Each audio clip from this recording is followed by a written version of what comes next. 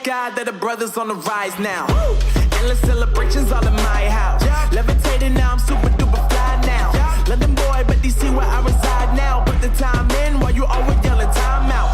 And for quit it, cause I know I'm coming with it. You were sitting, you were wishing I was handling my business.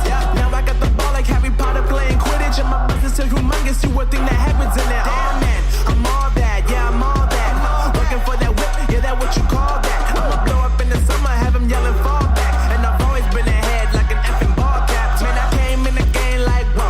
Got a couple chains on me cause I like gold. They told me I'm the best and I told them I know. Cause when I'm in your town, every ticket I sold. Yeah, they saying I'm the man. Facts, bro. Lot of haters, tell me where they at though. I'm the new pop, all I do is rap though. Want me on your song, throw a couple stacks, yo. Woo! Everybody wanna do the same thing. Yup, that's why we ain't on the same page. Do my own thing, and I maintain. Flow like water, so I'm going mainstream. I'm going mainstream. Flow like water, so I'm going mainstream. Yeah, I'm going mainstream. Flow like water, so I'm going mainstream. I'm going mainstream. Mainstream. Flow like water, so I'm going mainstream. Yeah.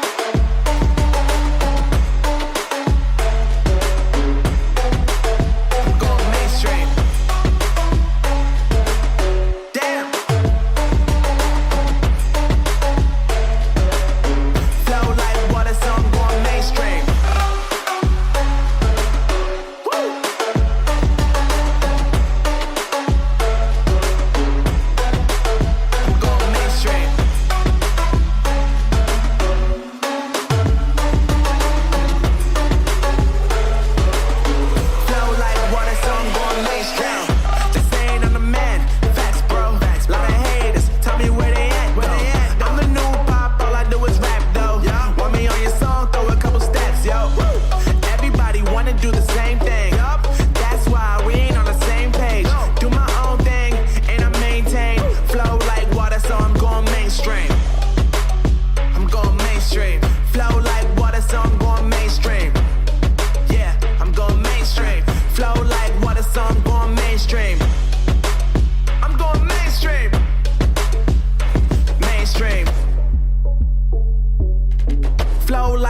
So I'm going mainstream.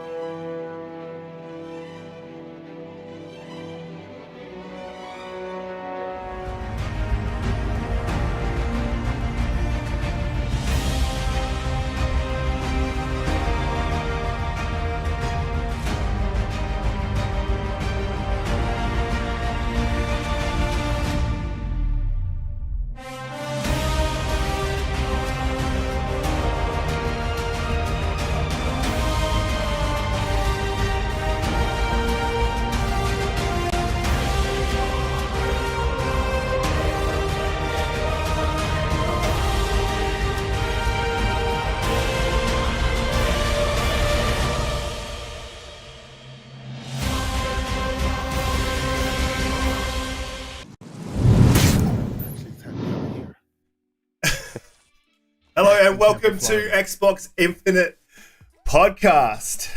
Back at the normal time, and we will be staying at the normal time from here on out. We've got a fantastic show for you guys today. We've got some fantastic guests. First of all, I want to introduce Kate Asante. How you doing? Fantastic to have you on the show, man.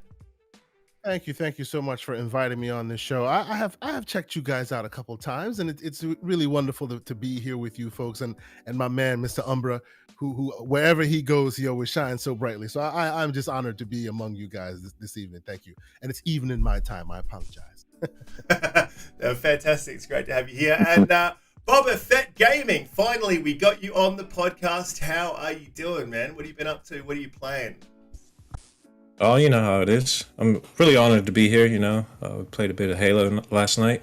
Just try and keep that ball rolling, dominating. But what better place to dip my toes into podcasting than with you boys? Oh, man. Yeah, despite the nerves, I kind of feel like Thanos with that wicked Nintendo Power Glove. Seriously, though, I'm G'd up to be here. Thanks for having me. We're stoked to have you on the show, man. Absolutely stoked. And as always, panel members JediKnightPete and Umbra. Jedi, how you doing, man? What have you been up to? Yeah, good, mate. Yeah, still cracking through Halo Infinite. I love that game. You know, everyone that watches the show knows that. Breaking it up a little bit with a little bit of Dying Light. Really trying to push through that game. You know, there are elements of it that I really love. There are elements of it that are not so good. But, you know, all in all, I think it's definitely worth a try. Yeah. Absolutely. Now the Xbox Infinite episode 11, back to normal time. Absolutely. Umbra, how you doing, man? As always, great to have you here. What have you been up to? What have you been playing? I know you've been playing a lot of Mafia. I've got that in my backlog. I actually picked it up for I think it was $10 out of a bargain bin. And what a bargain. Oh, wow. Yeah, you came up if you got it for $10. I bought it it was a little slight sale for it, but it was $30 is when I got it, the definitive edition. Excellent game. I beat it. I'm going to replay it to get all the rest of the achievements. I got 3 left. Excellent game. I think one of the pinnacles of what remakes should be. Also played a few other games, Superliminal, other types of games like that. And oddly enough, I bought Sifu for the PC, as well as something I thought I would never actually buy, which is the package delivery walking simulator. Oh, no. No, you didn't. Yeah, I did it. I did it. I was like, you know what? Let me go ahead and try it. Why not? And how's it been? How's it been? Have you had a crack at it? I haven't tried it yet because I feel like I'm going to go to sleep if I start. But the Sifu is actually really Sifu is actually really good. I hate the camera, though. I'm going to be honest. People are like, oh, 9 out of 10, 10 out of 10. That camera sucks. It's not the greatest camera. I've been playing it as well. Yeah. I second that camera remark, but it is a great game. Really good. It is. It's a great game. It's just that camera is horrible. That definitely takes a point off for me. I also bought a DualSense controller just to try it out with it. Since I have, I was like, why not? Let me see. And I got to say, too, just to throw it out there randomly, I'm sorry, the Xbox controller is still better. I don't care what anybody says. Yeah, does the DualSense operate the same way on the PCs? It has all the feedback, haptic feedback, and all that sort of stuff? Mm-hmm. I think it's missing a bit of it, but I'm not certain. I'm honestly not certain. But you know, Kay, is that way? Yeah. It okay. Okay. To my understanding, the console version is not. It doesn't utilize the haptics as drastically as some games do, but it's the same. Like I played I played Deathloop on PC, and it had exactly the same high level rumble, and this one doesn't seem to. And that's just because of the game, and not necessarily because of the controller. Yeah, the way it's Can being you get used. Astrobot? Can you get Astrobot on PC, or is it just a PS5 exclusive? Because I heard that if you want to try out what DualSense can be, it's that game that you have to try it on. Yeah, and it's only on, well, I'll just say this: I wasn't wowed by what I'll just say that, and I'm not saying that to turn it like bum it down or anything, but it just didn't. The way people big it up, I'm like, oh man, let me see. And I was like, I shouldn't have bought this, but whatever. We'll see how it turns out later. I would say, to be fair, this game specifically, Sifu specifically, is not the showcase for the DualSense. Like, and I'm an Xbox controller from way back. I offset sticks. I even like the Duke, so that tells you where I come from. So, you got big hands. You got massive hands. I have man hands. I've always liked it, but I will say, the DualSense is a decent controller when you have a game that utilizes it correctly. Well, the shape of the controller is a lot better. You know, it's got to be better than the old DualShock that they had. It is a much better controller. I did play Astro's Playroom, and it's pretty cool, man. What they can do with it. So I wouldn't actually mind seeing Xbox do something similar with their controller. Me and Pete have discussed this. Pete's of the mind that it would be too heavy a controller, but I've got man arms, so I could hold that. That wouldn't be a problem. All right, we'll move straight into the topics for the week, and obviously the big one. The Microsoft President Brad Smith came out with a quote regarding the Activision and Blizzard deal. I'm going to verbatim this quote. This is exactly what he said. To be clear, Microsoft will continue to make Call of Duty and other popular Activision Blizzard titles available on PlayStation through the term of any existing agreement with Activision. We have committed to Sony that we will also make them available on PlayStation beyond the existing agreement and into the future so that Sony fans can continue to enjoy the games they love. We are also interested in taking similar steps to support Nintendo's successful platform. We believe this is the right thing for the industry, for gamers, and for our business. This sent Twitter into, that was end quote by the way, this sent Twitter into an absolute stir. I saw Xbox guys attacking Xbox, PlayStation guys doing exactly what they always do in attacking Xbox. Look, I'm of the personal opinion here. He said nothing, absolutely nothing that Phil hadn't already said, but in a different way, with more corporate jargon. And they have to do this. This is something that they have to do to look after the health of the deal. A lot of people don't understand how business works. They've got the FTC looking at them. The FTC is taking a hard line with acquisitions at the moment, especially large mergers as businesses. Microsoft have had issues with the FTC in the past, and this is just something that they have to look. They have to make sure that the FTC is happy and that the deal goes through. This is business. This is not 110%. Everything is going to remain multi-plat. I can't see that happening. I wouldn't buy. I wouldn't make a $70 billion deal and then just leave everything exactly the way it was. That would be strange. I might make a $3.6 billion deal and leave everything exactly the way it was. Kay Asante, what did you think about this quote? So by and large, I completely agree with you. I have. So for the record, if Call of Duty remains multi-plat, I could care less. You know, in general, I am a Call of Duty campaign player. I'm not a Call of Duty multiplayer player. So I've always advocated for them to split the single player and the multiplayer apart, so I can just pay for the single player as a campaign, get my 2, 4, 5, 10 hours, and be done with it. I usually never play the multiplayer. So you know, I have no dog in the fight, you know, and I own all consoles. I will try it anywhere. You know, I'm happy that people who don't get a chance to play it. So I'm good with that, right? So I think that anything they make multi-plat is fine by me. It'll come into Game Pass. I'm a Game Pass subscriber, and that'll save me money. So that's all I really care about, right? But after what Phil Spencer tweeted back then, people were like, well, you know, it's a little bit vague. You know, we shall see. Let's wait and see. Like you, I believe nothing else has changed right now. And I'll tell you why. First off, who did they bring out to have this conversation? They didn't bring, you know, there's always jokes being made. Oh, Phil's a nice guy. I was listening to the Xbox 2 podcast today. Phil's a nice guy. You know, that reoccurring meme that shows up, pretty hilarious. They didn't bring Phil the nice guy out.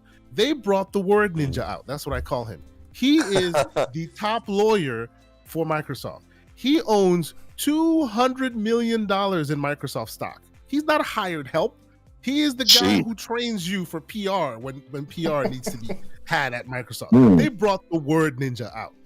And the word ninja had a dissertation based off of Phil Spencer's tweet. Said a whole lot of nothing, right? So could it be they're all going multi-plat? Very much could be. Do I care? No. But I'm stuck on that point where people think that just because a lot more words were spoken to the same vagaries, that all of a sudden now it's a done deal. I don't get that. Nothing new was said here. Nothing new was learned here. They're talking about the way they're changing the rules for the app stores. Most people don't even recognize that does not include Xbox.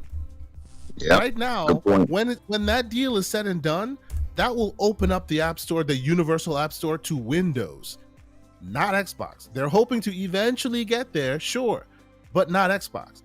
Everything they said to me could either go, well, they're all coming everywhere, great, or hey, we're gonna turn, and what included in for me was the fact that they mentioned Switch as well. They mentioned Nintendo's popular platform.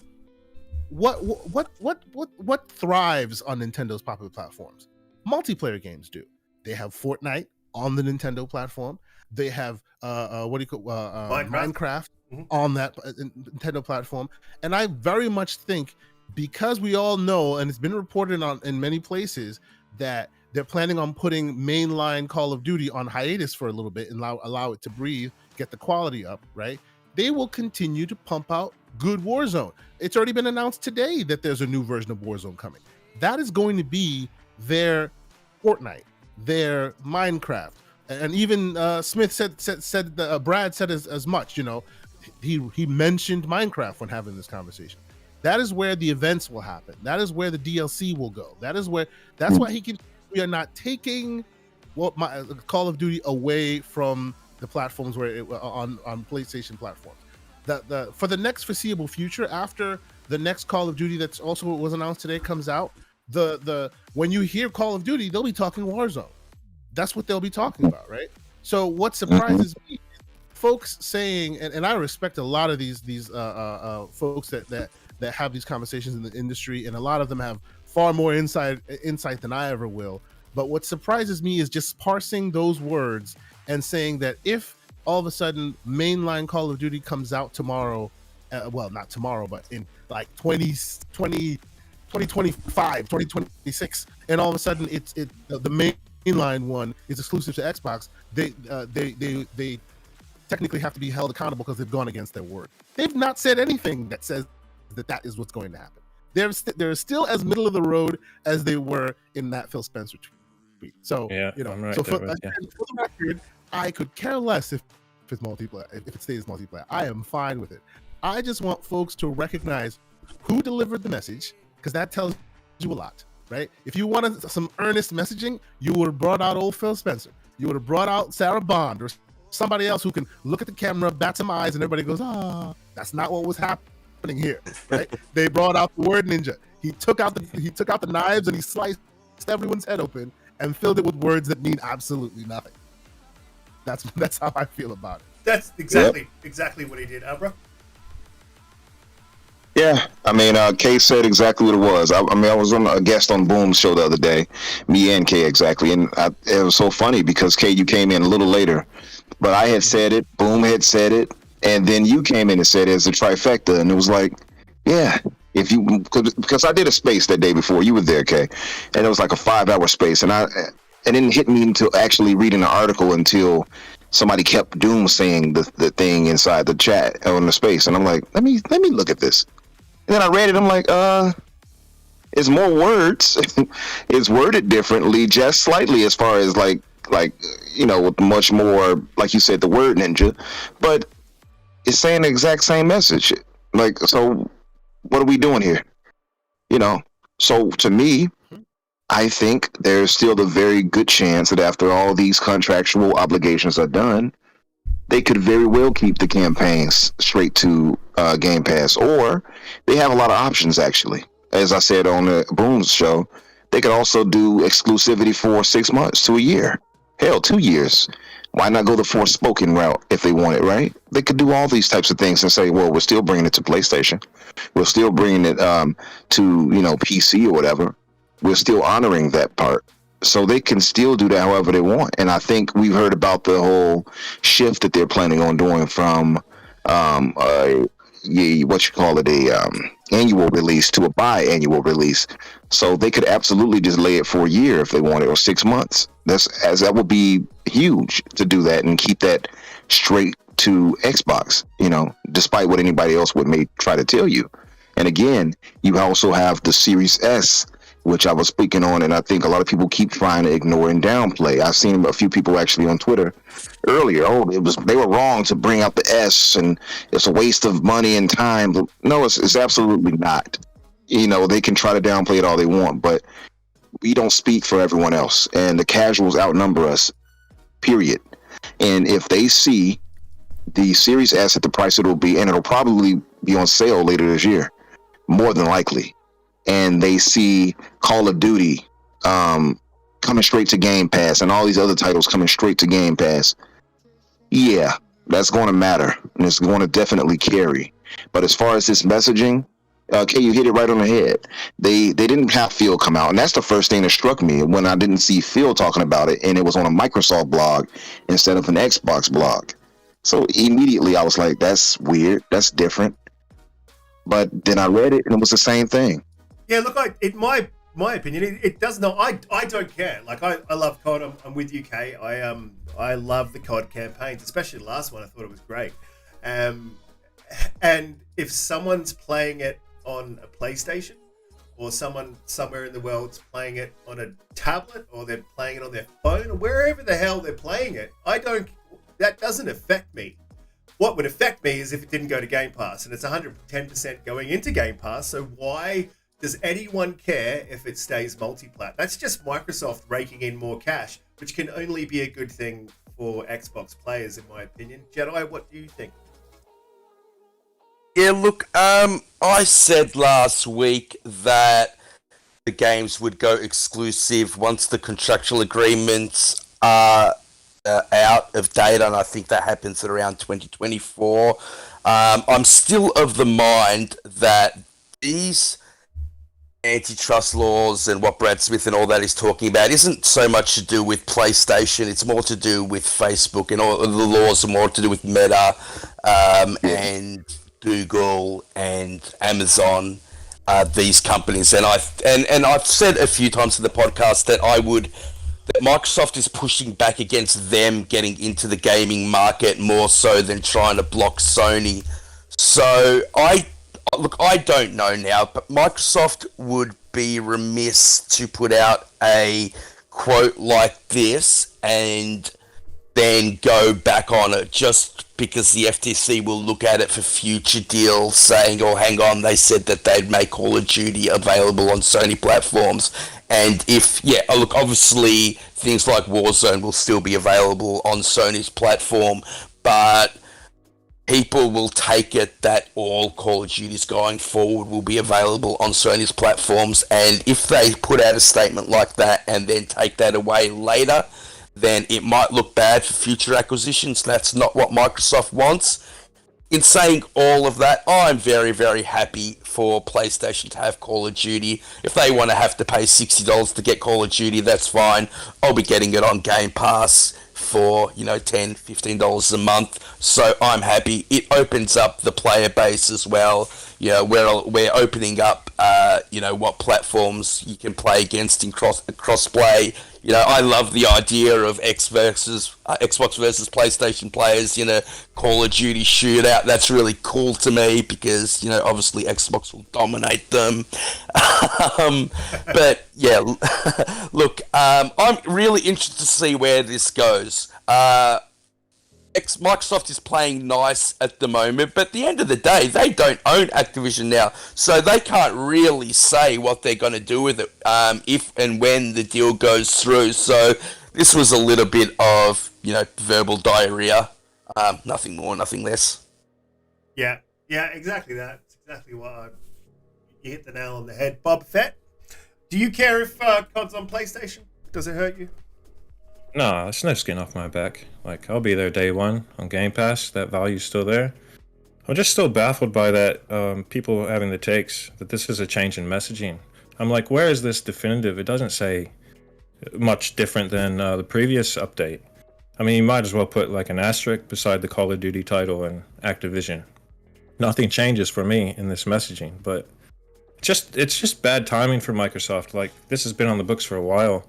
This push against big tech, and you got midterm elections coming up, so they're trying to take advantage of this small window to put it to these big companies like Biden and those boys. They've promised to put this on the agenda. These are massive companies. I mean, you could say they're just as, if not more powerful than most governments in some aspects, but no, the value's still there. You got Game Pass. That's a great point. Still a win for us, but yeah, Game Pass is there. You got the value. I'm very happy for it to be shared, but what titles are coming to PlayStation? We could speculate all day. In my opinion, it's probably just Warzone 2, but until the ink dries, we really don't know. We could speculate, like I say, all day. Oh, absolutely. That's a great point about the midterm elections. You're absolutely right, Boba. And I don't want to get political on this show, but you're absolutely right. I think it's just posturing at the moment. Oh, it has a lot to do with it, the midterm elections, and it also has a lot to do with the fact that we've got a financial year coming up. Inflation's going through the roof. These are all things that affect deals, so absolutely you guys can bring that sort of stuff up. I found it pretty interesting that Microsoft mentioned Nintendo. That was a little bit left field. Kay, did that take you aback, or? So I honestly think that's a very interesting tidbit that they added there. We've always talked about. There's always been speculation about how they will bring in, how they'll bring Game Pass to Nintendo, and this is the way, right? It doesn't necessarily have This to is be the way. the whole game. Yes, exactly. As soon as I said it, my Mandalorian hat just came down. I apologize. No need to apologize for that game, bro. No need, mate. No, but seriously, they were saying there was that whole back and forth about how Apple wanted them to basically separate the games individually and release them one at a time on the App Store, and they didn't want to do that. That led to this whole fight, right? But I can still foresee a world where they put specifically a game like Warzone or Warzone 2 in its own bespoke, cloud-based entity, which is not new to Switch right now. I've played a few games on Switch that are solely cloud-based, right? None of the assets are local to the machine because it can't render it that way. Nintendo's about that 2015 hardware life. So Kay, do you think this is more about the cloud, or do you think this is they're Yes. looking forward to the Yes. Switch 2, or don't where foresee- the hardware will eventually get better? Yeah, see, unless they are working in the background with Nintendo when they know newer, more capable hardware is coming out, which unlike any other gaming entity where they do kind of do that WWF, they look like they're fighting on stage, but in the background they're talking. Nintendo, as everyone has said, they play to the beat of their own drum. I doubt that anyone knows when Nintendo will release something. Yeah. If they are talking about bringing this platform to Nintendo today, you're talking about bringing. I won't even go as far as Warzone 2, which would then have the newer engine stuff, right? The original Warzone cannot run well on Nintendo right now. So the only way you'd be able to do that would be to cloud stream it to the device. And it can cloud stream easily to the device, right? So I think this is a canary in the coal mine to potentially, even though they fought the hard fight against Apple to not separate their games because they have this huge platform that is their version of Fortnite, right? You can foresee a world where this is where events happen, where different modes make it accessible to as many people as possible, and then run that in their own cloud instance. That in their own cloud instance. And yes, the Switch version could possibly run the mobile version, but we're talking about Switch. We're talking about what do you call it? Warzone 2, which presumably wouldn't be cross-generational, right? Presumably it would only be targeting the new Zen 2 gen, if you will. I doubt that would run on 2015 SoC hardware. I have an NVIDIA Shield that's more capable than the Switch, and that was built the exact same SoC, right? And I say that not to clown Nintendo in any way, because they've been able to take tried and true hardware and still get people to buy at ridiculous rates to this day, right? The Switch is going to be one of the highest sold consoles of all time, so yeah, they're fine. They see no reason to upgrade. Like the PlayStation and the Xbox, they're always like having a race to the top, right? And I'm about that NLB life, the newest, latest, best. So I will always be trying to get some new awesome hardware, and I game on PC as well. But all respect to Nintendo, they've been able to make this work for them. But the side effect of that is when something new is coming to the market, you must think cleverly about how you bring it to Nintendo, because their hardware, from a native hardware perspective, can't handle it, right? That's why you see Control running in the cloud on Switch right now. I think it's a little weird, but hey, people play it that way and it works. So I foresee a world where if Nintendo doesn't release their next gen version of anything, which, hey, there are rumors and speculation, but that's what they are for now, there will come a time where you will see, Xboxes, and I should be very careful how I word that. It's not Xboxes, it's Microsoft Gaming's properties coming to other platforms, because this is not an Xbox property coming to another platform. That can still stay exclusive, right? But Phil Spencer is no longer the head of Microsoft, the head of Xbox. He is the CEO of Microsoft Gaming, right? Yes. So I suppose at some point there will be a new head of Xbox, and they'll still be speaking the exclusive game. They'll still be talking about Ninja Theory and all those others. This is not that. No, That's this a is good point. Yeah, different. very different direction for Microsoft, and very well said, Asante. Yeah, I agree with all of that, mate. Umbra, you were about to say? I was just saying too, to add to that. I mean, it could also be a play, obviously, to the Azure servers that they're probably pushing to Nintendo as well. So I'm interested in that, and I mean, they can also obviously bring some of the older Call of Duty games to it as well. So I'm interested in seeing how they go about it. But I mean, they did mention it's going to be they're looking it to be their Minecraft. So we can be sure they're going to try to bring it to as many devices and platforms as they can. Well, this is not a change in direction either. There's a lot of discourse on Twitter about that this is a complete change in direction, as well as messaging, and it's not. And I can sum it up in one phrase: when everybody plays, we all win. And that would cover gaming, that would cover the cloud, that would cover all of these things that Microsoft are trying to do. And to succeed, I think, in this business, you need the help of your competitors, and your competitors need your help too. And we're seeing that all throughout the industry, with PlayStation changing their direction, because that is a definite change in direction, and Microsoft holding to the direction that they're on. And I think all of these moves have been very, very clever. But I also think their wording and messaging is very, very clever, and you can't take it too much to heart.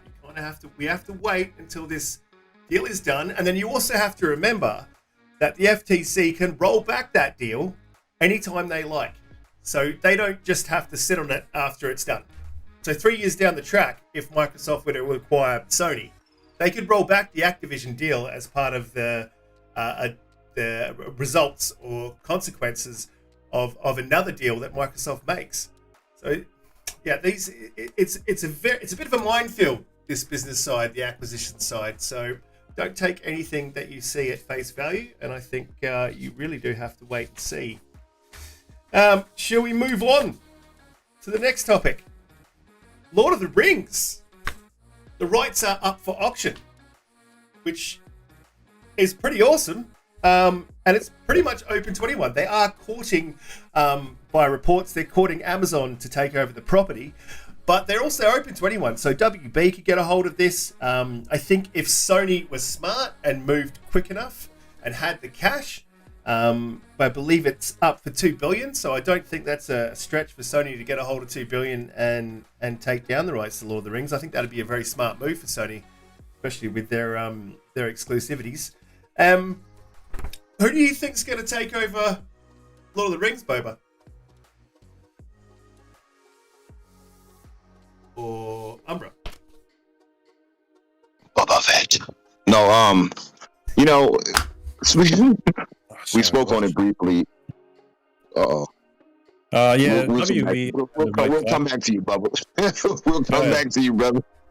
I was going to say, as far as my thinking, who I think would be the best fit, possibly Amazon, just because they have the rights to this show. It seems like to me that they would make a push for it. I don't know if they would work best for them, but I think that's who might go for them. Obviously, Sony would do a good job with them, but I would say with all the major Western RPG makers that Microsoft has now, it would work well with Microsoft as well, just being real. Do you think that Microsoft would make that move with the current acquisition going on? Do you think that that's... Yeah. Well, look, I think... you make a good point. They could. You make a very good point, but Microsoft doesn't have the capability to make movies right now, so they would need to acquire, as we spoke on this recently, WB. If they acquire WB, that gives them everything they need to become a full multimedia business. So they could then make movies, and then acquiring that would just be WB's gaming department. It wouldn't have anything to do with their movies. Unless they got the whole shebang. But let me add this though. That's what we're talking about, the whole shebang. Is this just for the Lord of the Rings game license, or the entirety of the license? Everything, absolutely everything, Umbra. The only thing that they wouldn't acquire is the rights to the previous movies, which are owned by WB. So anything to do with the movies themselves, even down to costumes, you don't get the rights to that. They're already done, dusted, and owned by WB. But the rest of the world, the movie rights, everything else going forward, would be acquired.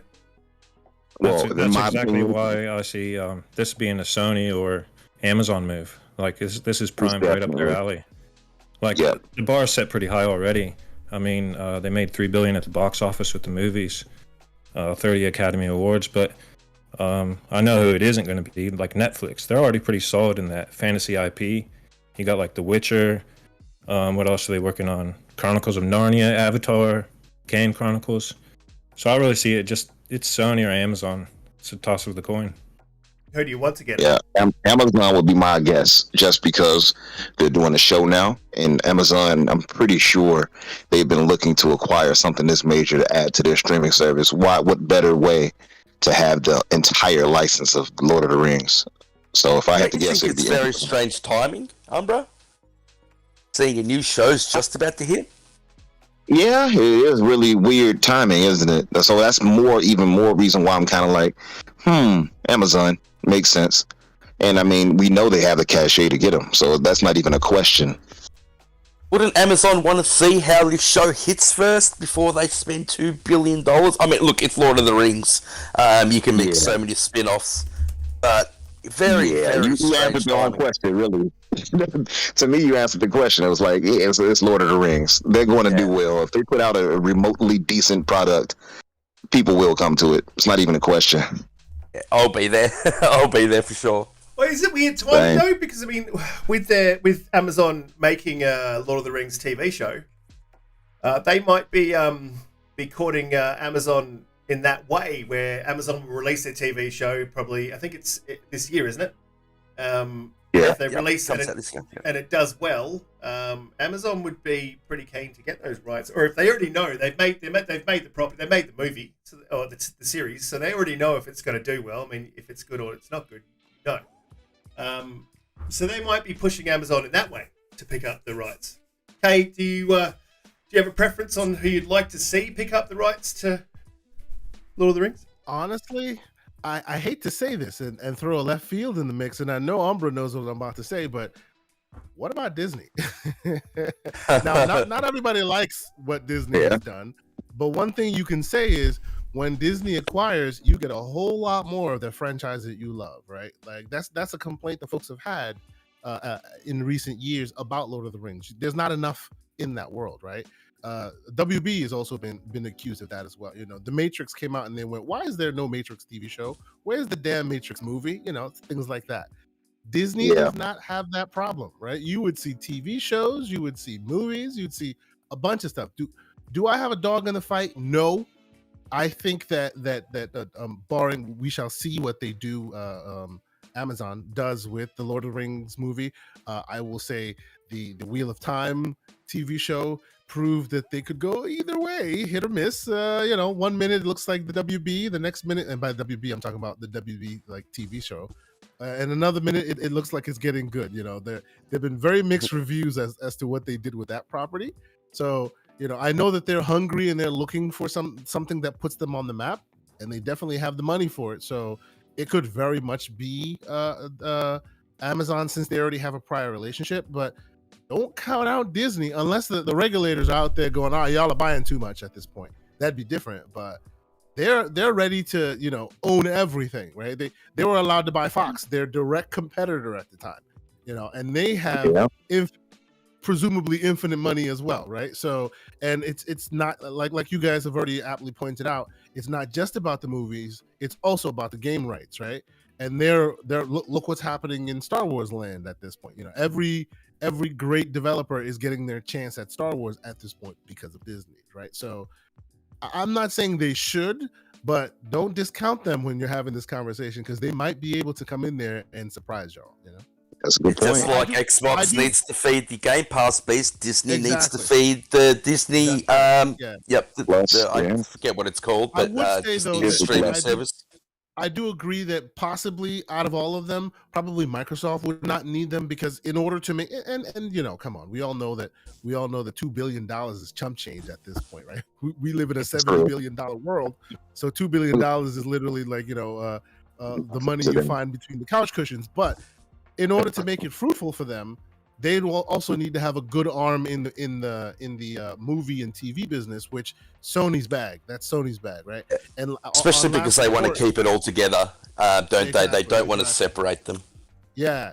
And in the last report, it was said that Sony had roughly about $70 billion still to play, so it's still within the realm of their possibility. But I would say keep your eyes on Disney because they're out here and they're not playing around.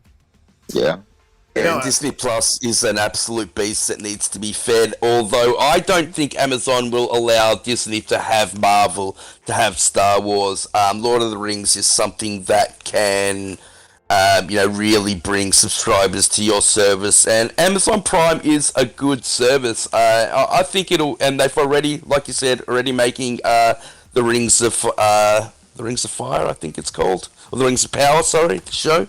So the Wheel of Time. You're talking about the Wheel of Time. No, the new Lord of the Rings show is called the Rings of Power. Okay. And look, that's set in the second age. There's 4 ages in the Lord of the Rings universe that we've only really seen age 4 and age 2 now. So there's plenty of new stories to be told in that universe.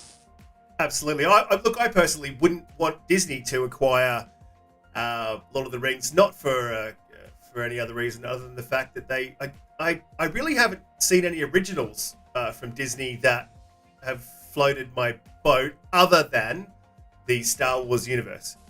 The Mandalorian's great. Yeah, they haven't done anything else with anything else that I'd be interested in. The only reason that I have Disney Plus subscription is for the Mandalorian, Boba Fett, and becoming Obi-Wan. And of course, the new Star Wars movies which were absolutely fantastic, way better than the old ones, quite clearly.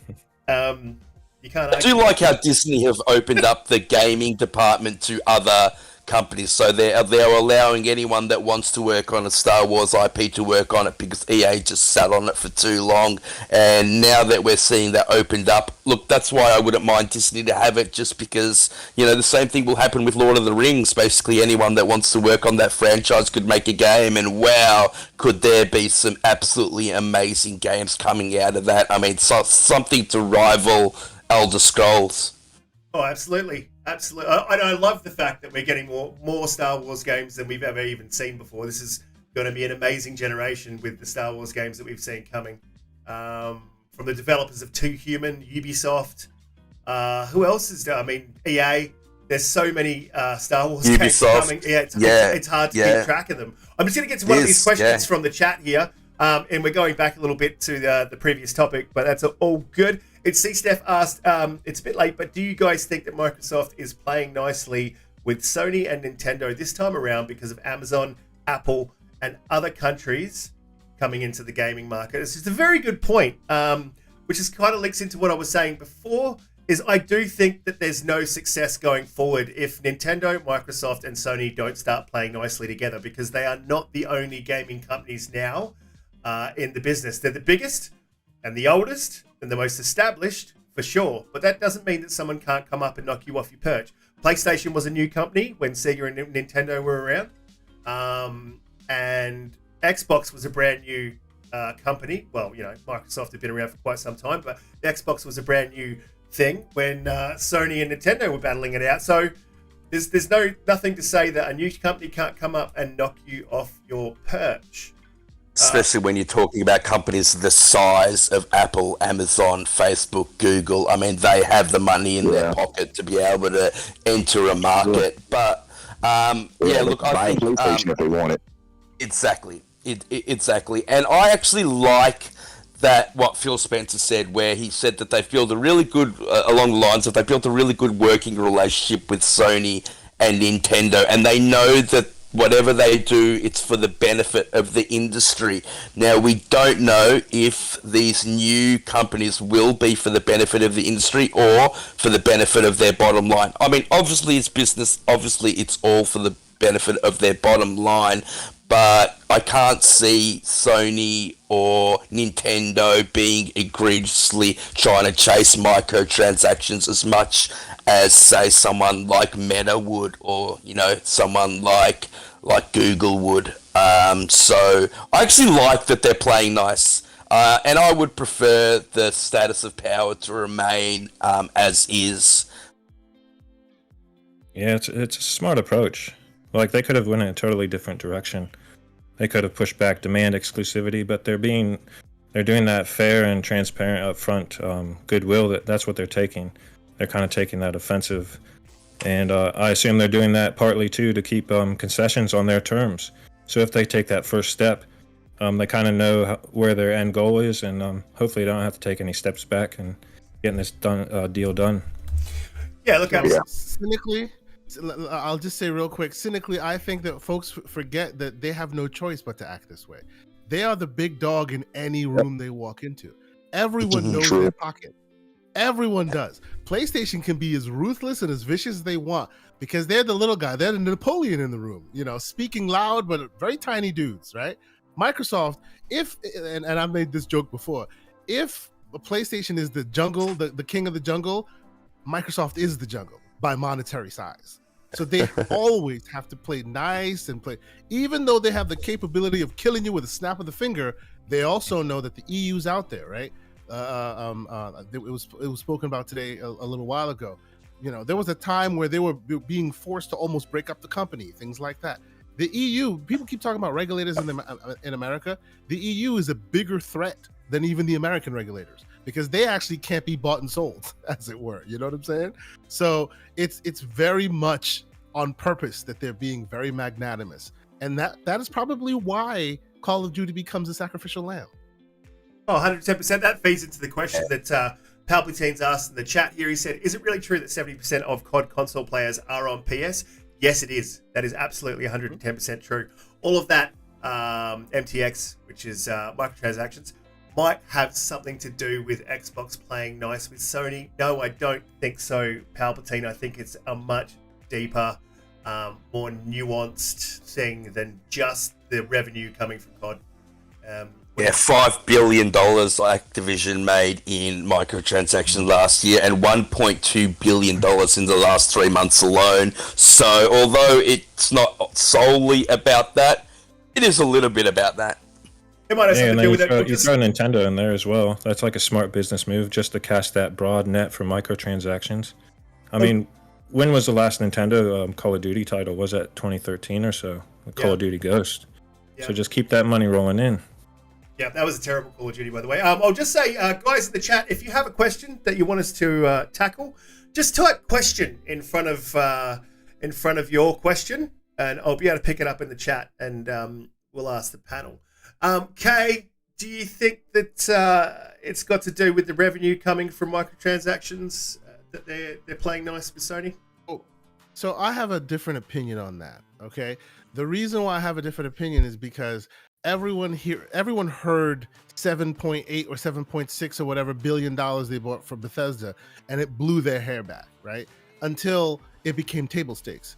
Microsoft has been beyond money in the short term for a long time. But when us normals hear that, they go, oh, they gotta get their money back somehow. They are beyond money. They want their platform to be the platform. Like, they have been trying that for years and it has been failing them, and that is what they want. They tried that on Windows Phone. Eventually they have to kowtow to iOS and Android. They tried that they tried that on Windows, and then they had to make it open platform before the EU came and split them up. They've tried that multiple times. Remember when there were digital assistants that were going to be the future, and then eventually it was the worst thing in the world, and now Alexas and Googles are everywhere. They always, recently, a Mixer, they always end up losing to the quote-unquote established. Game Pass is now their established brand. It is now their claim to fame. So yes, they'll make strategic moves, but I honestly think it is never about today's money, because today's money is nothing to them. Today's billion here, billion there, they have $70 billion they just handed out. And by the time that deal closes, that $70 billion will be back just off of revenue off of Azure. They don't need the immediate cash. They want to be the platform moving forward. Now, why are they playing nice in that way? They're playing nice in that way because they know that if they don't, then the other companies have a leg to stand on when they say, hey, Microsoft is playing unfair. And if you're the dude on the playground that has been working out more than anybody else, and your muscles are so huge that everybody can see it from a mile away, it is very important that you're seen to be the nicest guy in any room. I know that feeling. I do. That is why they're playing nice. Because they have to. You know, PlayStation can be ruthless, and they have been. They can lie to your face. They can say whatever they want because, hey, you know, they're charging you that extra $10 because making games is hard. BS. I apologize. No, that is not why.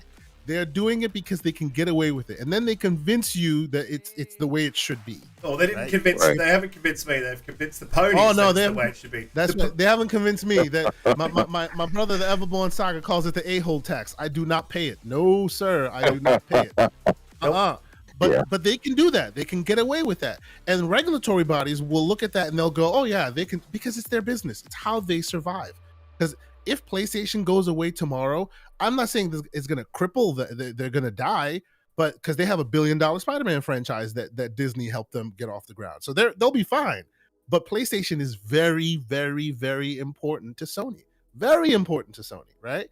Whereas if Xbox were to die until now, where the Activision Blizzard thing has made gaming a big deal at Microsoft, it would have been just a write-off that they can continue moving forward on.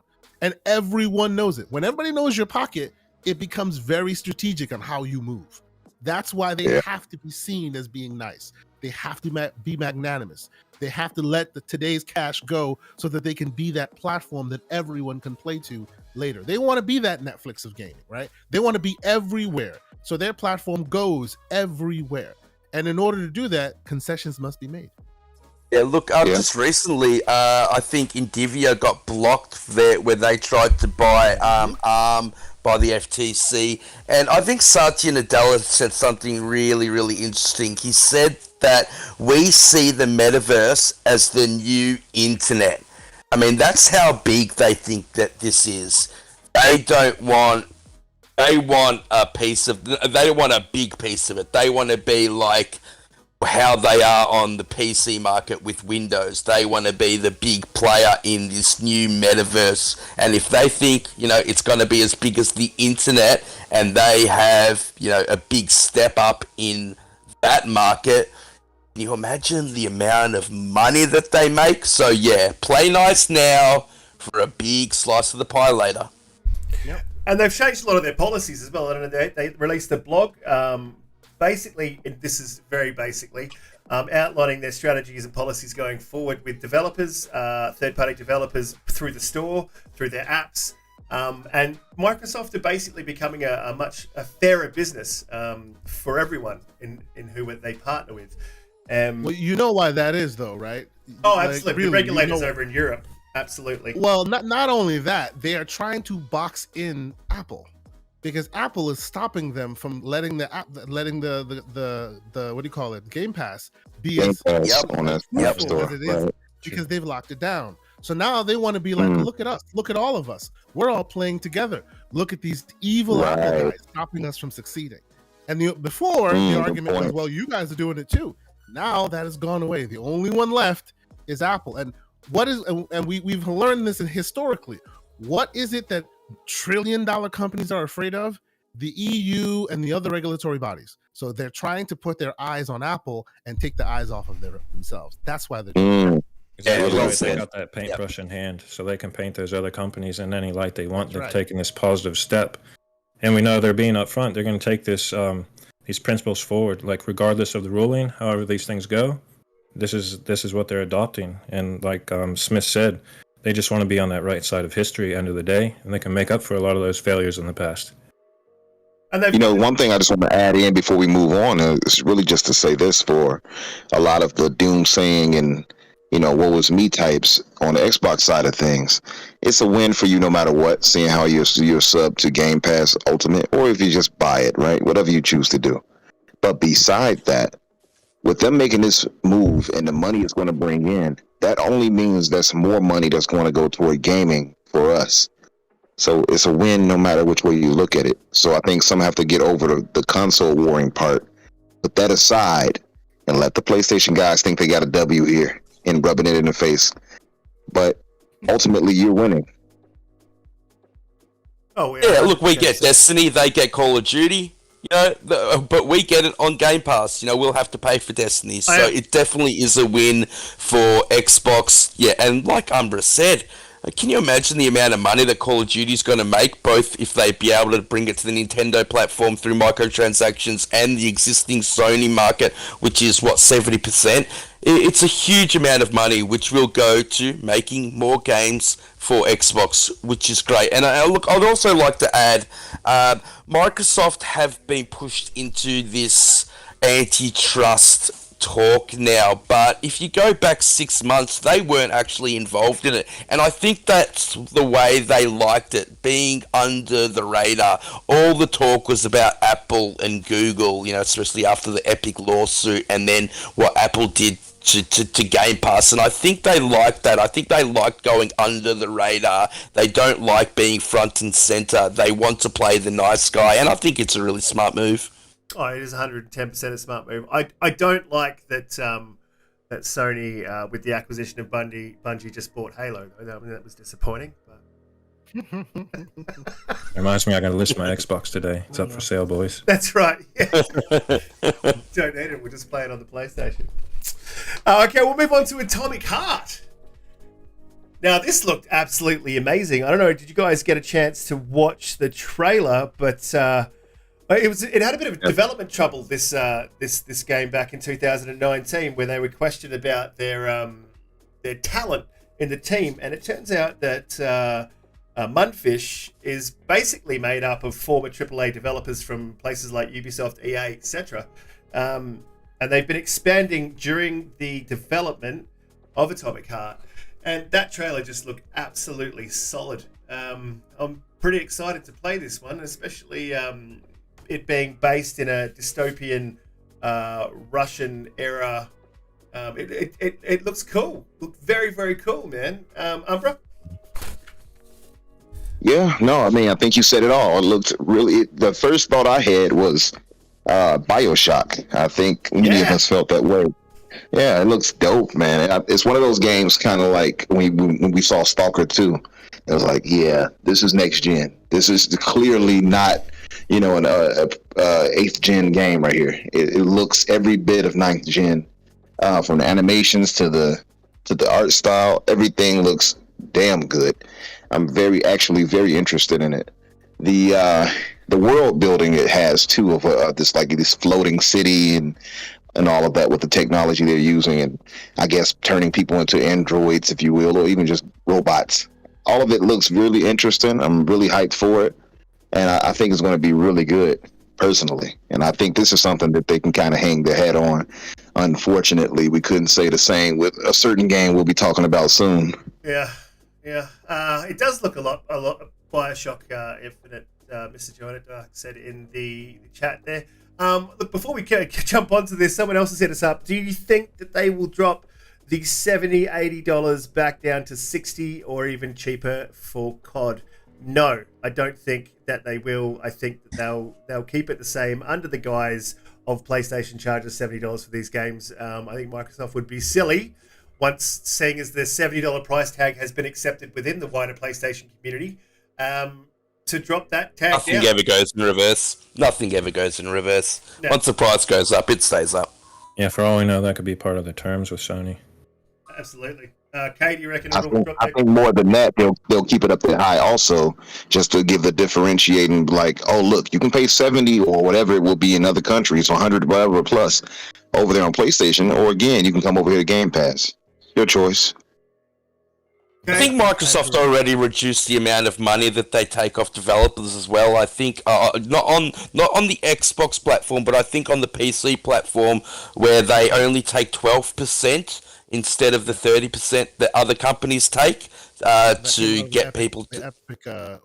Yeah, exactly. And that's a big chunk of money that they're losing, from 30% down to 12%. So, I mean, obviously the consumer is going to be past that, will take that on. And they haven't increased the price yet. So, Yeah, I think microtransactions are bringing in that much more money that they're able to do that, and it also, allows developers to bring it to that Windows platform.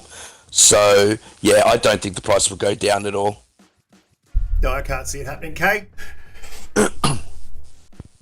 No, I agree. I don't think it's coming down. But and again, I I initially saw all this coming when, and I've said this already, when you saw Phil Spencer get a different title for a different organization within gaming for Microsoft.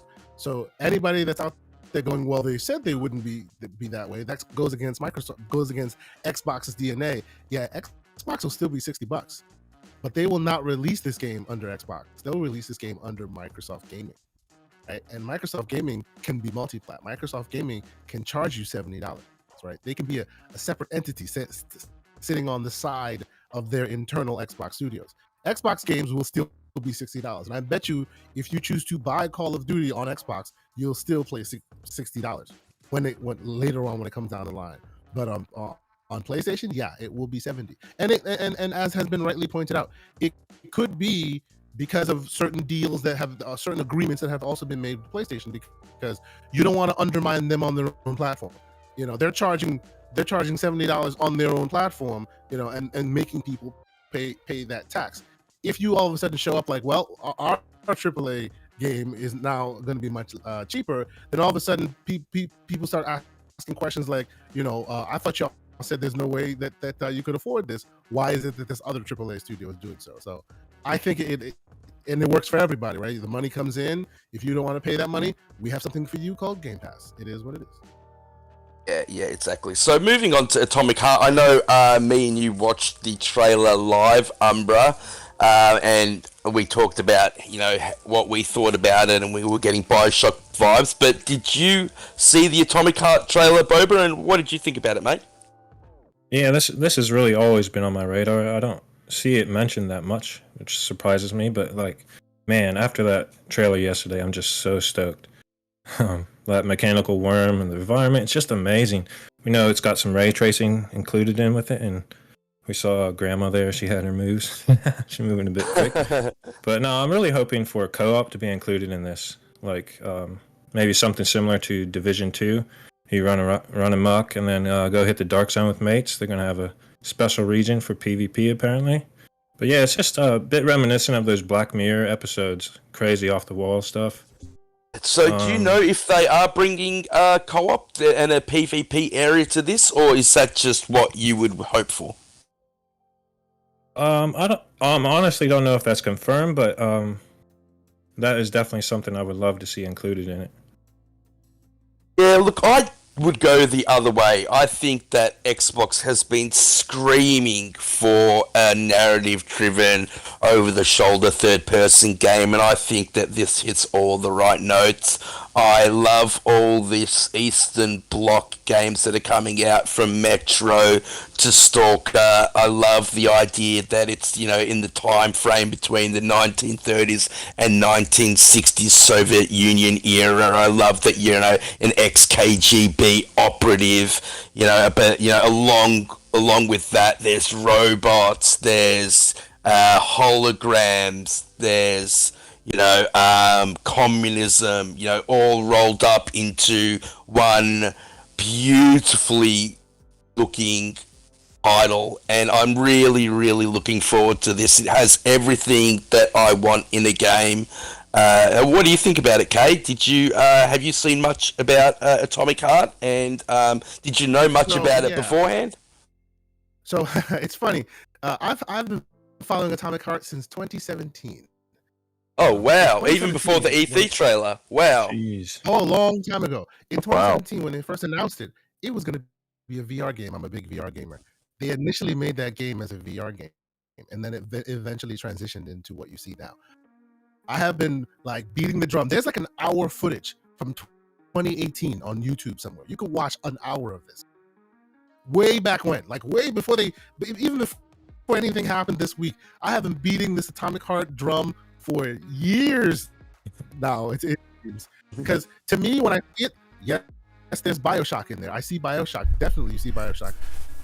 I say that this developer, whoever came up with this idea was Kojima's crazy Russian cousin, because the ideas are insane thing, you know. And it's been what is it? Nvidia at some point had to deal with them because, as has also been mentioned, it's very heavy on the ray tracing. So Nvidia used that as a marketing tool for quite some time. It's just been in kind of I wouldn't call it development hell, but they've been stopping starting for quite some time. And now it finally looks like it's coming out. It finally looks like it's hitting people's radars. I know folks haven't said it really loudly, but day one Game Pass, you don't have to pay for it. It's in Game Pass day one, you know. So I am over the moon about this title. I have been I've watched footage of this game, almost 2 hours of it. If you look online, and it's of course it being a Russian title, you can find it in Russian language, you know, online for a long stretch of it. We've been following it for a long time. The only thing I will say is that trailer you guys saw recently, the only issue there was it looks like they haven't done the voice localization quite well. So you hear English, but the mouths don't move in the English style, which obviously it's probably still an incomplete build, and that most likely will be repaired by the time the game releases. But yes, I am still super excited for it. You know, it could have been a VR game, but you know, you win some, you lose some. And this way, most likely, a lot more people will get to play it because VR is still a niche within the niche. It is what it is. But yeah, I'm completely excited for it. And the fact that it was the I forget which show that they said it was going to be. They actually showed it on the Microsoft stage as coming day one in Game Pass. I lost my mind. I think this was like a year ago or something. Yeah, I think it was on the E3 stage. Yeah, when they had that big Game Pass showing, and this is one of the ones that just shined, didn't it? Straight away, you thought that this was something special. Exactly. I'm usually the kind of guy that doesn't like. I say I don't like the radio hits. I like to look in the deep cuts because, you know, as a content creator, you want to show something new, something different. I have been beating this drum for quite some time, and a lot of people have not been on this train because, let's admit it, their marketing hasn't been great. They've just been kind of silently churning it, you know, getting it done in the background. And now it's finally coming to fruition. There are a few others that are also very crazy next gen that I've been beating the drum on, but I'm excited that this one's coming to the finish line. So I'm definitely there for it day one. Yeah, and although we're getting BioShock vibes, it definitely has its own feel, doesn't it? And its own look. And I love that about it. I cannot wait for this game. It's, like I said, that story-driven narrative title that we've been craving. And I hear that there are two completely different endings. So even though it's a linear story, you can get two completely different endings. And I'm really looking forward to see how they're doing that and, you know, how they'll determine what ending that you'll get. I love how whatever you do in a game makes a difference to how that game ends. So yeah, everything about this game is just hitting all the right notes for me. So really looking forward to it. Anyone want to add about Atomic Heart before we move on? I was just gonna say, do you see them taking a Borderlands approach to like the weapon builds, or what do you guys think? More RPG elements? Like the builds that you could do in Borderlands, yeah, something like that. Oh, like the crazy weapons. Yeah. I see a lot of makeshift things coming about, weaponry that is not average and not necessarily seen. It, like, you don't get your standard shotgun, your standard, revolver or whatever. There's so many more weird, similar to what Metro did. Exactly. More strange things, and it's not only. I wouldn't only say BioShock. There's also Wolfenstein combat. Like, it is crazy, furious, just like Wolfenstein, Machine Games, Wolfenstein. There's a lot of elements in there that you can tell they've put together to really get this going. So there was definitely levitation in there. They had weapons coming out of his hand, like Ghostwire Tokyo type stuff. And I'm just looking here. It says that it will have a makeshift weapon system where you piece together detached fragments and parts during the game that you pick up. Weapons will include a railgun, shotgun, AK, and something called a meat grinder. And there's melee weapons as well. It looks absolutely like a bit of a throwing together of, like you said, like Wolfenstein type games, BioShock Infinite type games. This crazy Kojima weirdness. And it's The dude, the weird zombies whose head like opens up and there are like Oh, that flowers was sick. blooming Oh from it. yeah. Weird stuff.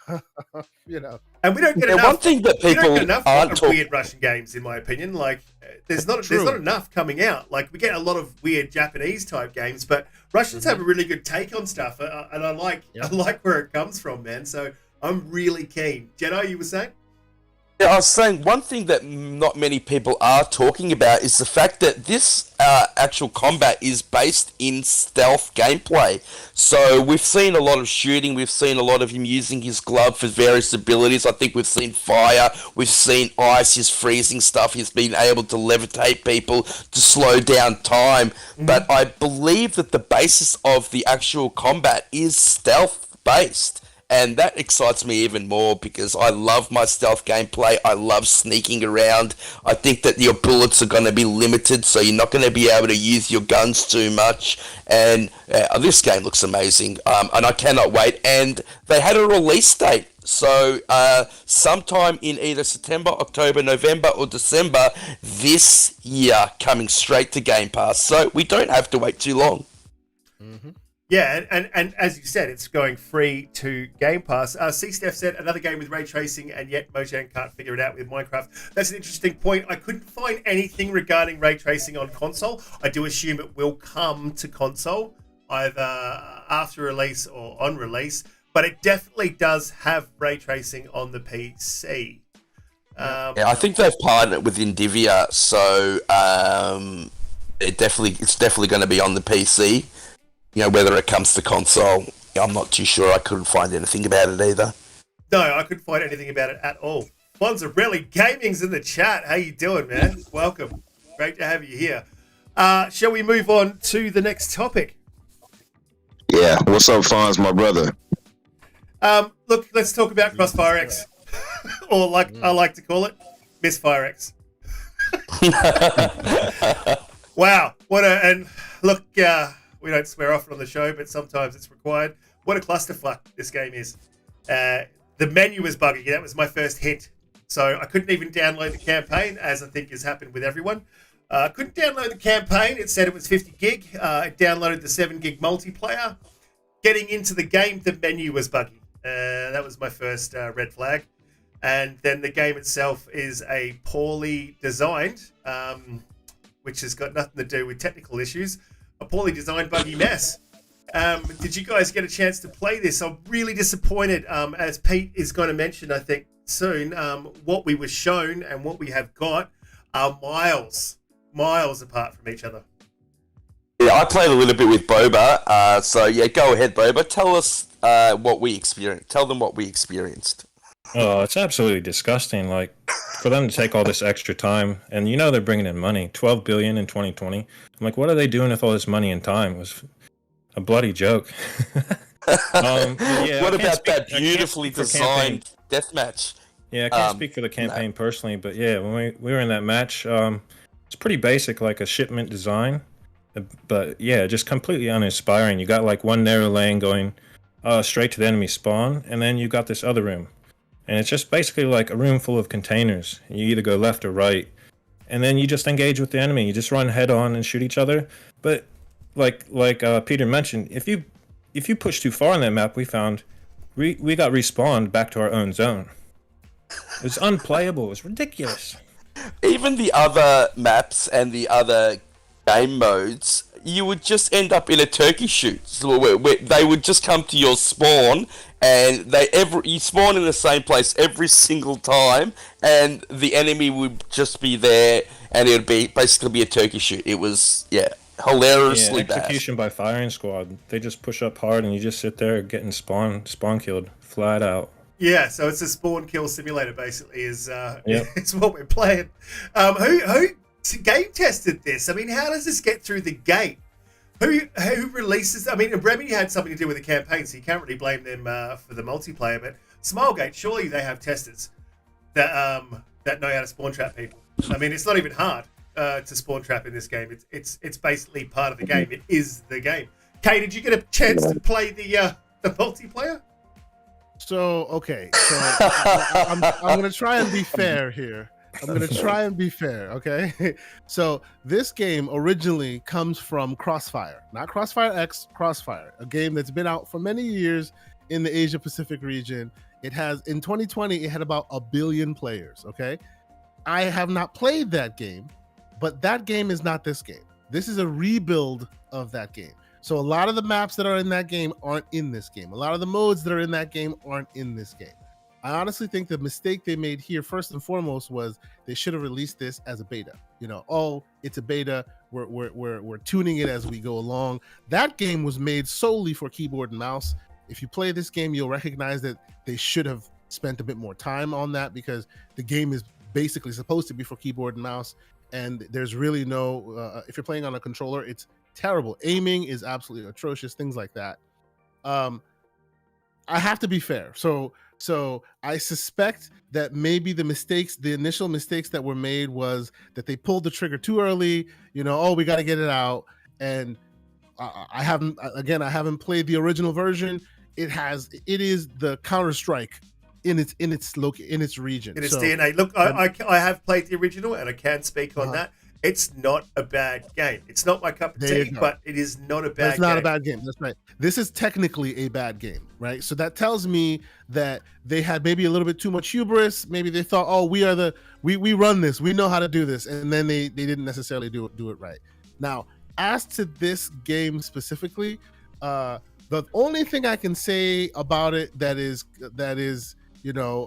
charitable is there's a mode in one of the classic modes where as you're killing enemies, it gives you XP, and then the XP will give you the ability in game to like pick a different loadout and a different suit. You know, you have the stealth suit, you have this boogeyman suit, and in doing so, you get more almost kind of supernatural powers for a short amount of time. Interesting ideas. The execution, not so much, right? And I'll leave everyone's comments so far 100% stand, right? Now, real quick, I will put on my tinfoil hat. Please do so with me, because I think we should go there for just a moment. This game was heavily featured all over Microsoft stage. They brought Smilegate developers out. They shook their hands. They had translators on board. They were doing the whole thing. Then the game started being in development. It was taking time. We heard it was being done by Remedy. Say what you will, Remedy is like one of the best storytellers. The single player campaign supposedly has a different engine than the multiplayer campaign does. So presumably, all the technical hurdles of the single player of the multiplayer do not affect the single player. But here's where the tinfoil hat comes in. Most of us who have chosen not to buy that single player have not played it, because on their website they go, we've noticed some technical issues for some Game Pass player users not being able to access the single player. I think that was a typo. I think they meant to put every. I have looked far and wide. Unless you paid full price for that game day one, you have not been able to access the Catalyst single player, right? You have not been able to do so. My cynical view is Microsoft saw that this thing was coming in hot, and they just decided to throw their hands up in the air about it a little bit, because as it's coming down the pipe and should be available to everyone, it has not been marketed whatsoever, right? Mm-hmm. And how many games release day one in Game Pass and are basically flawless? Even Outriders that came out buggy, you were still able to download and access it, right? The game itself was buggy. This one, you can't even turn it on. You make an interesting point there. It has been pulled from the Game Pass store. You would think that this would be vetted and passed through Microsoft before it hits the Game Pass store. I genuinely think that this is one of those situations where the developer, in this case Smilegate, is in control of this, and it's kind of like, well, based on the feedback we're getting, this is not going to be a game that's going to sell a lot. So for those who are curious about the remediness of it all, let's kind of hold out hope, and let's hope that the FOMO guys just hit the buy button. Maybe we'll put it in Game Pass proper after all this dies down. Just a thought, because I hovered over that buy button a couple times. I love me some Remedy games, but I have to be the change that I want to see in this world, so I did not do it. You know, I've also heard that people who've actually paid for the single player went, it's kind of short, 2 hours per single player. There's two different campaigns. One should have been free in Game Pass, one not. but anybody who's actually played it said it's not even worth the price of it. So I honestly think this is me cynically, saying this, but we shall see. I hope to one day try it out because I'm a single player, a campaign player. I play it all the time. Anytime there's a single player, I'm there. So when they eventually bring this to Game Pass, I will probably give it a shot. But yeah, I think this is all by design. I think they got their mock reviews and they went, oh boy, if we release this day one and people see all of it, it's over for us. So let's keep it buggy for a little while and let the buy button be the only option in and see how many people hit that button. And I think a lot of people are doing that. Yeah, Kay, I think we were talking about this before the show, and you have a conspiracy theory to say that you don't think that the game is actually ready, which is why they're having all these supposed download issues for Game Pass. I think, look, I can't really speak much about the single player, but to me it seems like a big case of marketing that is just... It's just wrong the way they've gone about it. This game, even if you look at the Xbox ad that they had recently, looks amazing. The name Remedy attached to it, it's just getting people to buy it. And I think everyone that bought it deserves a refund. How excited was that when you saw that trailer, man? That looked absolutely amazing. Yeah. I was almost standing on the edge of my seat just like, oh my, this looks awesome. This is the new shooter. This might be the shooter that takes down Call of Duty. But no, exactly. down Call of Duty. Wow, and yeah, if anything, this is going to do. It's not going to take down Call of Duty. Welcome everyone. The reason why I'm still in that the reason why I'm still in that conspiracy theory mindset is how many times, even when there are games with errors out there, how many times do you see Xbox is great at talking to the community? They're out there. Aaron Greenberg's out there. We're working on it. Don't worry about it. Have you heard anybody talk about this thing? Even though it's completely broken on Game Pass. I haven't heard a word. Silence. No one from Microsoft. They don't even acknowledge its existence. That's why I'm thinking this is all by design. The funny thing is, I actually thought all of it was coming to Game Pass, and then we got told that only one campaign's coming to Game Pass, and now we can't even play that. So whatever's going on behind the scenes, there's something definitely wrong with this game. And I don't know if it's Xbox or if it's Smallgate, but there's definitely been mum's the word issue. We haven't heard anything from anyone. There is something going on behind the scenes. Umbra? I got to work on my Southpaw just to agree to the terms to start the game up. And it's not all bad. Like I popped 5 achievements in about 3 matches, like mentioned earlier. That Boogeyman Akimbo is actually pretty sick, but yeah, genuine with the achievements. Very genuine with the achievements. Yes, it's very generous. Yes. So I played while you guys were talking. I played a match and I got a few kills. Yeah, it's definitely got that CS:GO kind of feel to it, but the ADS and everything else, it just feels kind of wonky, and it definitely feels more like it's meant for a keyboard and mouse to me. Also, just to add in, I watched a review of Mr. Matty Plays, and he talked about the campaign both from Remedy and from Smilegate, because one is by them, one is by Remedy. Hang on a minute. And he said they reviewed. You're saying they reviewed their own game? No, you're saying the campaign is Remedy and multiplayer Smilegate, right? Yeah, cool. No, even Smallgate has one of the campaigns as well. So Smallgate made one part of the campaign, and Remedy made one other part of the campaign. That sounds like it's 2 different operations. That thing at school that you used to do, you draw the top half, then you pass it down, and then the dude would draw the middle half, whatever, and then you pass it down and you draw the bottom. Sorry, Umbra, you go. Right. But no, he said both were terrible, and he said it seems to him that Remedy just came and got themselves a check really quick and got out of there. He said it was poor. Like the AI was horrible. They just walk out and stood there while you shot them. I even had gameplay footage, and you could see what he was talking about. AI was horrible, and he just sat there, and he just walked up casually while they're shooting at him. It looked like he was Neo or something, the way he was just walking past their bullets and just went up to them and attacked them, stabbed them, whatever.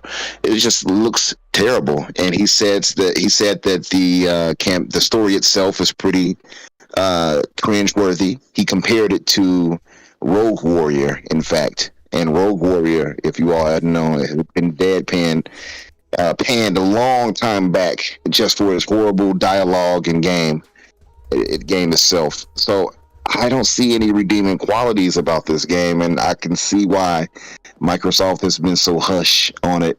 But the thing that brings into question is, didn't you all see this before this point? How did they get to this point? Well, as C-Steph just said there, he's like, Shredders has got more, is coming Game Pass day one, and it has more promotion from Xbox than Crossfire has. So, I mean, there's a lot of games that are smaller that have got more promotion than Crossfire. Crossfire was meant to be a massive AAA multiplayer shooter offering. And this is to me, it was unplayable. I played for, I think, about 3 or 4 multiplayer matches, and that was enough for me to put it down and uninstall. Yeah, I don't know if you guys got to play the beta, but like this actually feels like a step backwards from then. It's ridiculous. Like if you were Smilegate, what would you do? I'd be trying to sweep it up under the rug as well. Yeah, I think it's less like a billion players in the East. It has a lot of players overseas. That's Crossfire, the original. So that's not this game. This game is different. It's supposed to be the step up, the reimagining, the new Crossfire that everyone from the old Crossfire is supposed to move from to this one. The old Crossfire is great. It's not my cup of tea. It's very CS:GO-y. And again, not my cup of tea. I'm more of a Twitch shooter or a Halo shooter type fan. But this is not even a patch on the original. I don't know why you would bring it out. It's a waste of their time. It's a waste of everyone's time. And anyone who paid for the game, I agree with you, Pete, should receive a full refund. 110%. Oh. My buddy Grum in the chat said that Crossfire X is the equivalent of Abandon on PlayStation. Oh Damn. My God, it's terrible. I don't know how this got through the gate from Xbox's side though. What's going on with the quality control there? And do you want? This is the thing with Game Pass that we've been talking about for a while. We've had these conversations where they're at a point where they need to now start being careful about what they place in Game Pass, because a lot of games can get lost in the noise. And so in my personal opinion, as Microsoft, the quality control would be to put quality games in Game Pass day one, and quality controlling those games before they hit Game Pass. The other thing is we've already got plenty of shooters inside of Game Pass. Do you need any more? And I think it's the name recognition thing, Risket. Like going off the old Crossfire having 1 billion players in the East, I think they wanted to have that name recognition to get those South Korean and Chinese players maybe into Game Pass. And yes, maybe Crossfire X is a miss, but if they just paid for Game Pass for a month, maybe they can jump onto other games and keep a few of those people, get that market to start, using Game Pass, because we pretty much know if people use Game Pass, they're going to love it. The value is there undoubtedly. So maybe it has something a little bit to do with that. Well, that's a shady business practice, in my opinion. That's not something that Microsoft should engage in. Trying to bring players in with poor content is more harm than good, in my opinion. Yeah, I actually think this is more an issue of Smilegate. If there's blame to be given to Microsoft, it's that they let the developer basically call their own shot a little bit, and it's badly representing Microsoft themselves. Much like the what do you call it? The what's the name of that game that I still play and love to this day? Cyberpunk 2077. That game was allowed to go into the store without them, with a promise that, oh yeah, we know the issues, we're going to solve it, right? And that should have been the cautionary tale that stops these type of things from happening. If anything else, I understand that they want to empower the developers to release what they want to release, which is fine. They should have insisted that. Remember the multiplayer game that came out on in Game Pass that ended up being a beta.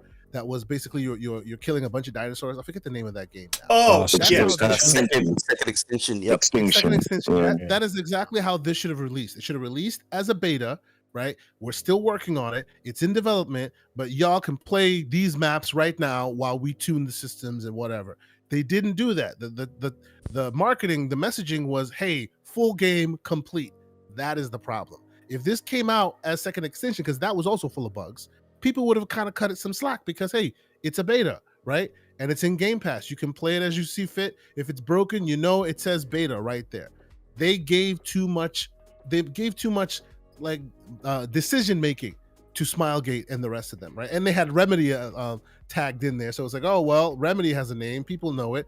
At least we know that they'll be righteous. They weren't anticipating that after the soured relationship between them, they were just collecting the check. It is what it is.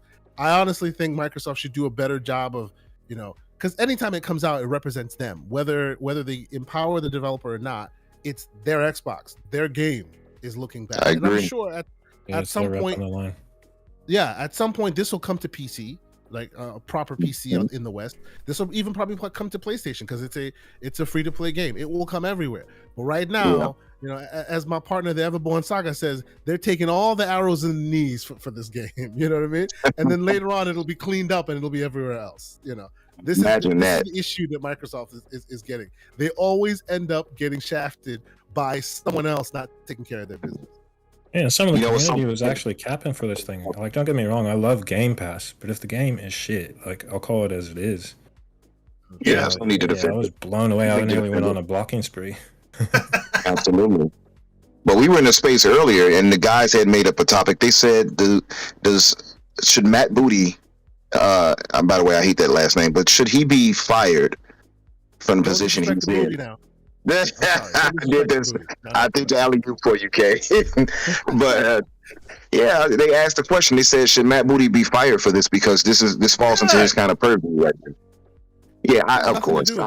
I dismissed it, of course. But yeah, they said that because the reaction is, how does something like this happen where you allow such low quality to come into the service? Well, look, so it definitely looks bad on Microsoft. That leads me to my next topic, talking about who should be fired and who should leave studios. There's been a lot of departures from, and it wouldn't be Xbox Infinite if we didn't talk about Halo. There's been a lot of departures from 343 over the end of last year after the release of Halo, and into this year as well. We've lost Tim Longo, the executive producer, Mary Olsen, and the former... Tim Longo is the creative director and Mary Olsen was the executive producer, and the former SPF studio chief Chris Lee. We've also lost Aaron Lind, narrative designer. These are top-level employees at 343. And there's obviously been a lot going on in the background. I think Matt Booty was quoted as saying somewhere, I've got it. He was quoted as saying sometimes the studio is going in one direction and individuals are going in another direction. This kind of feeds into what we've said about Halo all the way through. With the 5-year, I think it was 6-year development. Was it 6-year or 5-year? 6 years, Yeah, it was a 6-year development cycle, and what we got was, let's be honest, a great game, but an incomplete one. And Matt Booty is all but confirmed that obviously it hasn't been led. And look, the departure that needs to be seen, and we haven't seen, is my favourite person, and I've literally just forgotten her name. Bonnie Ross. Bonnie Ross. And Kiki Wolfkill. Both of them, mate. I've been banging the Bonnie Ross drum since probably the day one release. Why is that woman still there? Look, she's been great for Microsoft. She's been great, don't get me wrong. And I wouldn't like to see her fired, moved on, because she has done some great things. She's involved in the release of the original Xbox. But she is not the right person for this job. And with these departures that we're seeing from Halo, I don't know, is it indicative of the leadership, the top leadership not being in the right roles? Should Matt Booty also be fired for keeping Bonnie Ross in the position that she's in? I don't think Matt Booty has anything to do with Bonnie Ross's job. I think her job is secure purely and simply because of all the work she's done in the background. I don't like that, but I think that that they're protecting her, so to speak. Like you said, it was a 6-year development cycle for Halo Infinite, and although they got there in the end, you can't say that the development for this game was, at all smooth. Look, there's a lot of movement when a game finishes at studios, usually.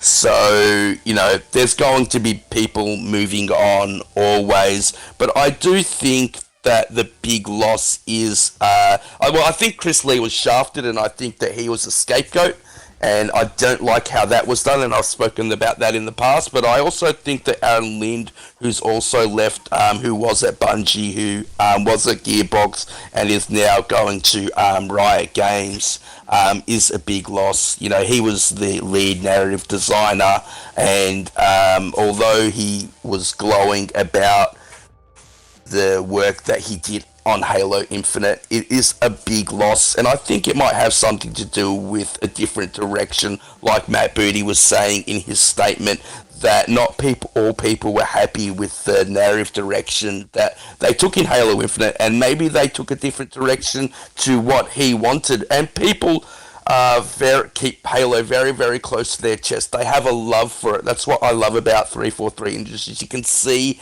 when they engage with the community that they do actually love this game, and they hold it very close to their chest and very close to their heart, as we all do. And so I think that's a big loss. I think Bonnie Ross needs to go. Do I think Bonnie Ross will go now that Halo Infinite is in the state that, you know, they can build off, and that, you know, I think will get even better in the future? I don't think so. Is that the right decision? I mean, I'm not privy to backroom discussions, but no, I can't see her going now. I think that's a shame. Umbra, do you want to see her out the door? I mean, we've talked about this before, and it seems a little, I guess, I don't know the word for it. I wouldn't say morbid, but I guess it seems a little unkind to be like, yeah, get rid of this, you know. But I don't know, man. I don't know how to properly put blame where it should be. But I mean, you have to start from the top down. That's just how it works. And they had a misstep with Halo 5. They had a misstep with Halo 4 in some ways. Now, I love Halo 4, MCC. I loved Halo 4's campaign. I loved Halo 5's multiplayer, but they didn't get that right on both in one way or another. And then you have Infinite, which I love, by the way, so I'm not going to hear any much slander on it, but I would be lying if I were to act like it, you know, it's not kind of, I wouldn't say bare bones, but it's missing a lot as far as features go, and as far as game modes and things of that nature. And all of that troubled development just leaves you to wondering, you know, to me, who is running the ship. But they had to bring... Even on that, Umbra, what you were saying there, it's missing features. It's missing from going back through the campaign again. It's missing a massive chunk of the campaign. You can see that there are parts that they've chopped up and stuck together, and it doesn't 110% make full sense. Like, it's not cohesive. It's not nonsensical. It's just not completely cohesive. So there's something there that's been you're right, and changed. So what my thing is, like, yes, it is a great game. Halo Infinite is a great game, but imagine the Halo Infinite we would have got if they were all on the same page. Yeah, and that's what I was saying with Aaron Len living as well. Like, he was lead narrative designer. How much of his game, how much of his story actually got told, and how much was cut? And, you know, I can see someone leaving for that reason. You know, you put your heart and soul into something for 6 years, and basically only ever shell of it gets told. And, you know, that's unfortunate, because the bones of a great game are there, but I don't think that the story was done was done justice. The question I would have is, did he leave on his own, or was he removed? And that's the thing we don't know. We don't know the details of that, because they brought in, the legendary Jason Staten, yep. Oh, Joseph Staten, yep. Joseph, right? Because I always almost say Jason's too. I had to stop myself. But so we don't know. I think it's a lot of mystery left on the title. Unfortunately, it just a lot of unanswered things, and I just don't know who exactly to point the finger at. But you're right, Risk, when you point about a lot of things that's missing from the campaign, because if you look, I follow a few people here on YouTube and other, I guess on Twitter or whatever, and they have a lot of leaked content, imagery and things like that, artwork that shows what we would have gotten in the campaign from the Arbiter on through. And it's like, damn, like the more I saw, the more I got disappointed. Like, we're missing a lot. Now, to be fair, they can still add that in the seasons to come. So I'm not like, whoa, oh no, they failed. You know, it's not the worst. For what it's worth, the campaign is still great for what it's worth. But like you said, it only makes me a little saddened because I wonder how great would the campaign have been with all of this in it. Yeah. So yeah, it's just kind of one of those things. Is I wish it would have had it than not. But yeah, I think Bunny, I don't know. I think her time may have come. And somebody in the chat, I believe Steph said they need to get somebody who's more a gaming lead, who understands the gaming itself instead of just the money side itself. Going on what you said about Aaron Lynn leaving, he did say in a tweet saying, this is exactly what he said in his tweet, "Bittersweet news to report, I'm departing 343 Industries to pursue a new opportunity in 2022. It was a terrifically difficult decision. Halo Infinite will remain one of my proudest achievements of my career for the rest of my life. I'm so grateful to have been part of it. I want to thank my dear colleagues at 343 for making it the best game I've ever worked on, our incredible voice cast for elevating our work in every single line delivery, our players for joining us on this wild-ass journey. You made 2021 an incredibly special year for me." So he does hold it very dear to his heart. And leaving something that you have had such a major, has been a major part of your life must have been a hard decision. So all the best to him. I think, the bones of greatness is there. And you're right, Umbra. I think that they can bring the narrative back with, future DLC. Yeah, but they got to figure out this structure thing. Like, I think they need to take that top-down approach. Someone there higher up is not doing their job.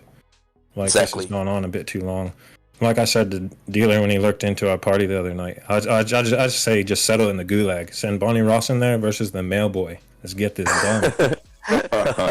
Send them to the gulag. 6 years is too long for development, and what was it, 5 or 6 iterations of different games that they were working on at the same time, and that's a management fault, I believe. The people working there can only work on what they're told to work on.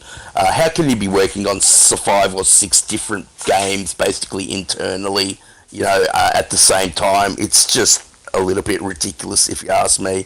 What do you think, Kay? Also, just to throw it out there too, is also they also were making the Slipspace engine. So actually, while it feels like it would have been 6 years of time of development, it was actually more like 2.5 to 3 of actual game development. Yeah. Yeah, exactly. What do you think about what's going on? Yeah, what do you think about what's going on, Kay? Yeah, so to Umbra's point, it hasn't been really reported out there a lot, but there is information about it. They didn't start with Slipspace. They started with Unreal, and they eventually moved to Slipspace. So staying on Unreal wasted a lot of their time, and then they moved to Unreal. And you can actually even see the bones of that inside the Master Chief Collection. The UI, the front end, all of that is Unreal Engine before it kicks into the old engine for Halo that was. Now, I'm a bit of a Halo apologist, so I will say I will handle no Halo MCC slander. And the reason why I will say that is because what the problem that they had there was not that the game was broken, but the fact that they were trying that crazy undertaking. If you understand what they were stitching together, you would understand that this is a feat of monumental proportion, and they shouldn't have even tried it. They're stitching together netcode for years, code from games that they didn't build. Like, the tech, the undertaking was monstrous. Now, of course, as a consumer, it doesn't work. You're mad. You can say that. But if you know the technology behind it, oh my God, it's amazing they were even able to accomplish what they have accomplished. And since then, they've been working at 4 years. I've been part of the Halo Insider program for some years now, so I got frequent updates. They have been working on it for years to make it shine. Okay, now about the whole who should be fired thing. I wouldn't necessarily say Kiki Wolfkill, because she's more responsible for the transmedia of it all. We'll see how she should fare after we see the TV show, because that's more her bag, not the game necessarily. So we'll see how Kiki did once we see the show. That's one thing. Bonnie, I'm not so sure about. Bonnie, I agree with you guys that maybe her time there has been a little too long. If there's a full long interview that what's his name why is his name escaping me, the Xbox guy, was it Ryan McCaffrey? Ryan McCaffrey, that's right. Yeah. Full long interview that he did with Joe Statham, and that was very eye-opening. Right at the time when Infinite came out, they did a very long interview talking about what led him to get back into Halo, how they approached him about it, what he did when he first got there. A lot of it, we're approaching this conversation as consumers of it and saying, hey, this is broken, this is wrong. A lot of it seems to be based on what he was saying, and he was very forthcoming. Based on what he was saying, a lot of it was he stepped in and stopped them from doing what they wanted to do. A lot of stuff, yeah. They had an inventory system, they had a whole lot heap of going. stuff. Yeah. The entire map was actually accessible.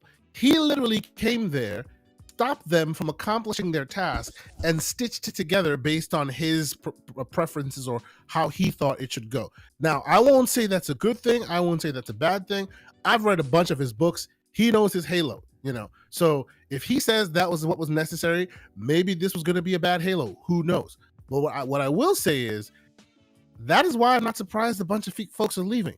They were literally down the path, possibly with bad management, possibly letting them waste a bunch of money. All that can be true. But they were down the path creating what they considered the Breath of the Wild of Halo. Huge map, accessible. You're able to run across situations left and right. The entire map that you saw would be accessible, plus more, right? And what he did was he came in, he played it twice, and said, no, we need to get it back to its essence. We need to get it linear. That is also a big reason why a bunch of the stuff that happens, spoilers for those who haven't finished the game, a bunch of the stuff that happens in audio logs and happens in CG energy fields, if you will.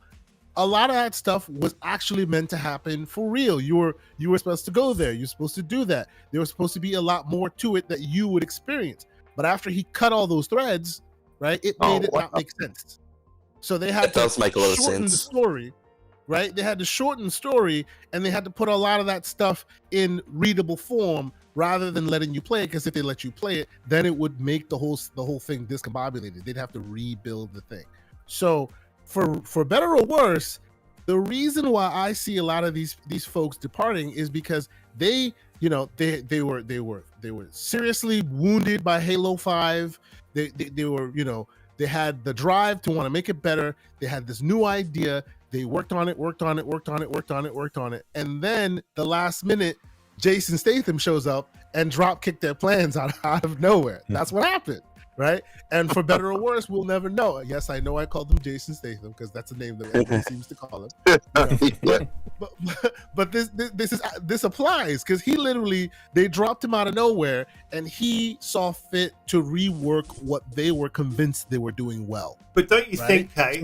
But don't you think that referencing the interview that you were talking about with Ryan McCaffrey? Yeah. Don't you think that shows incompetence on Bonnie Ross's part? Oh, I don't disagree. I do not disagree on that. She couldn't handle the job, and she needed the help. Great, she asked for help, but yep. I do not disagree on that part, and this leads to that broader conversation that folks a lot of time have about Phil Spencer.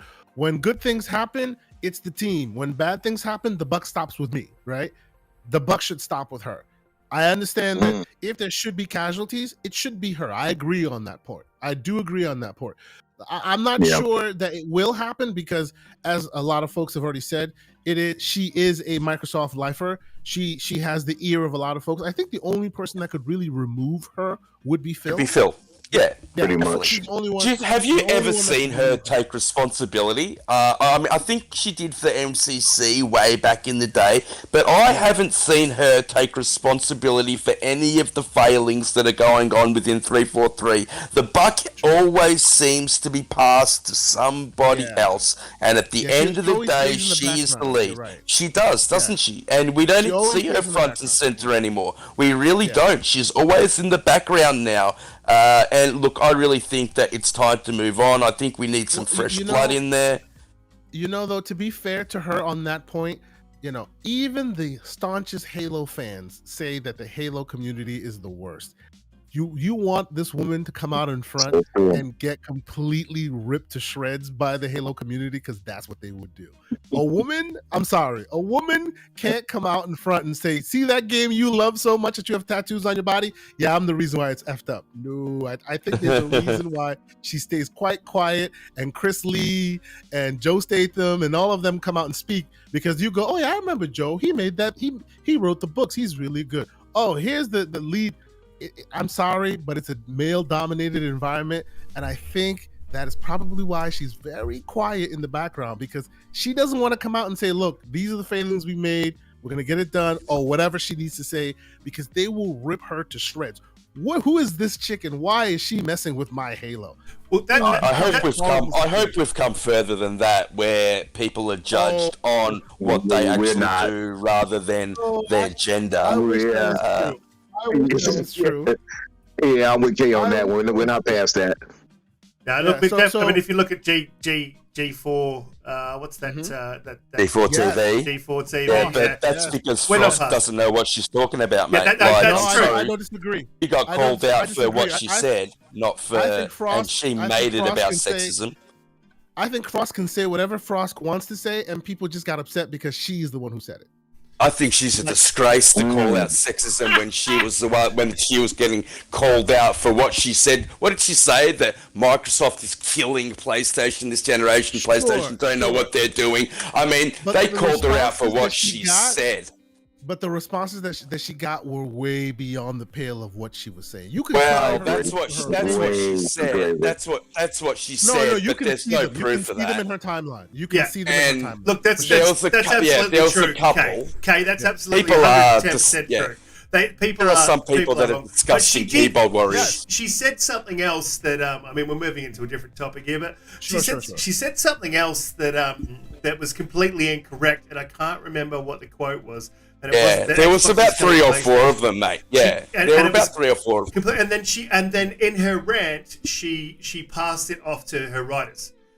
I don't think her writers wrote that incorrect information. I don't think you run a show like G4 TV. I won't defend her. If she's wrong, she's allowed to be called out for it.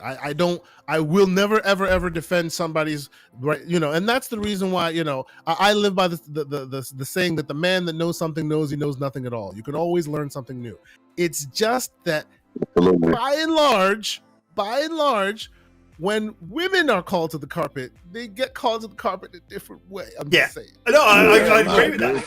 Yeah, look, if she didn't come out with that sexism, misogynistic rant, then no one would have said anything about, the bad stuff they said. I'm going to come back to because it was disgusting. I'm going to come back to the topic that we were on. She started. Let's stick it to the Bonnie Ross topic. I honestly think that if somebody should take it in the knee, being the fired one, she's probably the one to go. Well, but she'll probably. Here's my question. I think the reason why she hasn't stopped yet, though, is because it hasn't. Infinite is not walking into the sunset right now. It's still broken. There's still issues. Here's the question. But she needs to leave it shining. Here's the question. She'll leave. If we don't see co-op and we don't see Forge in March, which I believe was the slated date, which now has been a little bit wishy-washy and pushed a little bit. Yes. So let's say it gets pushed to.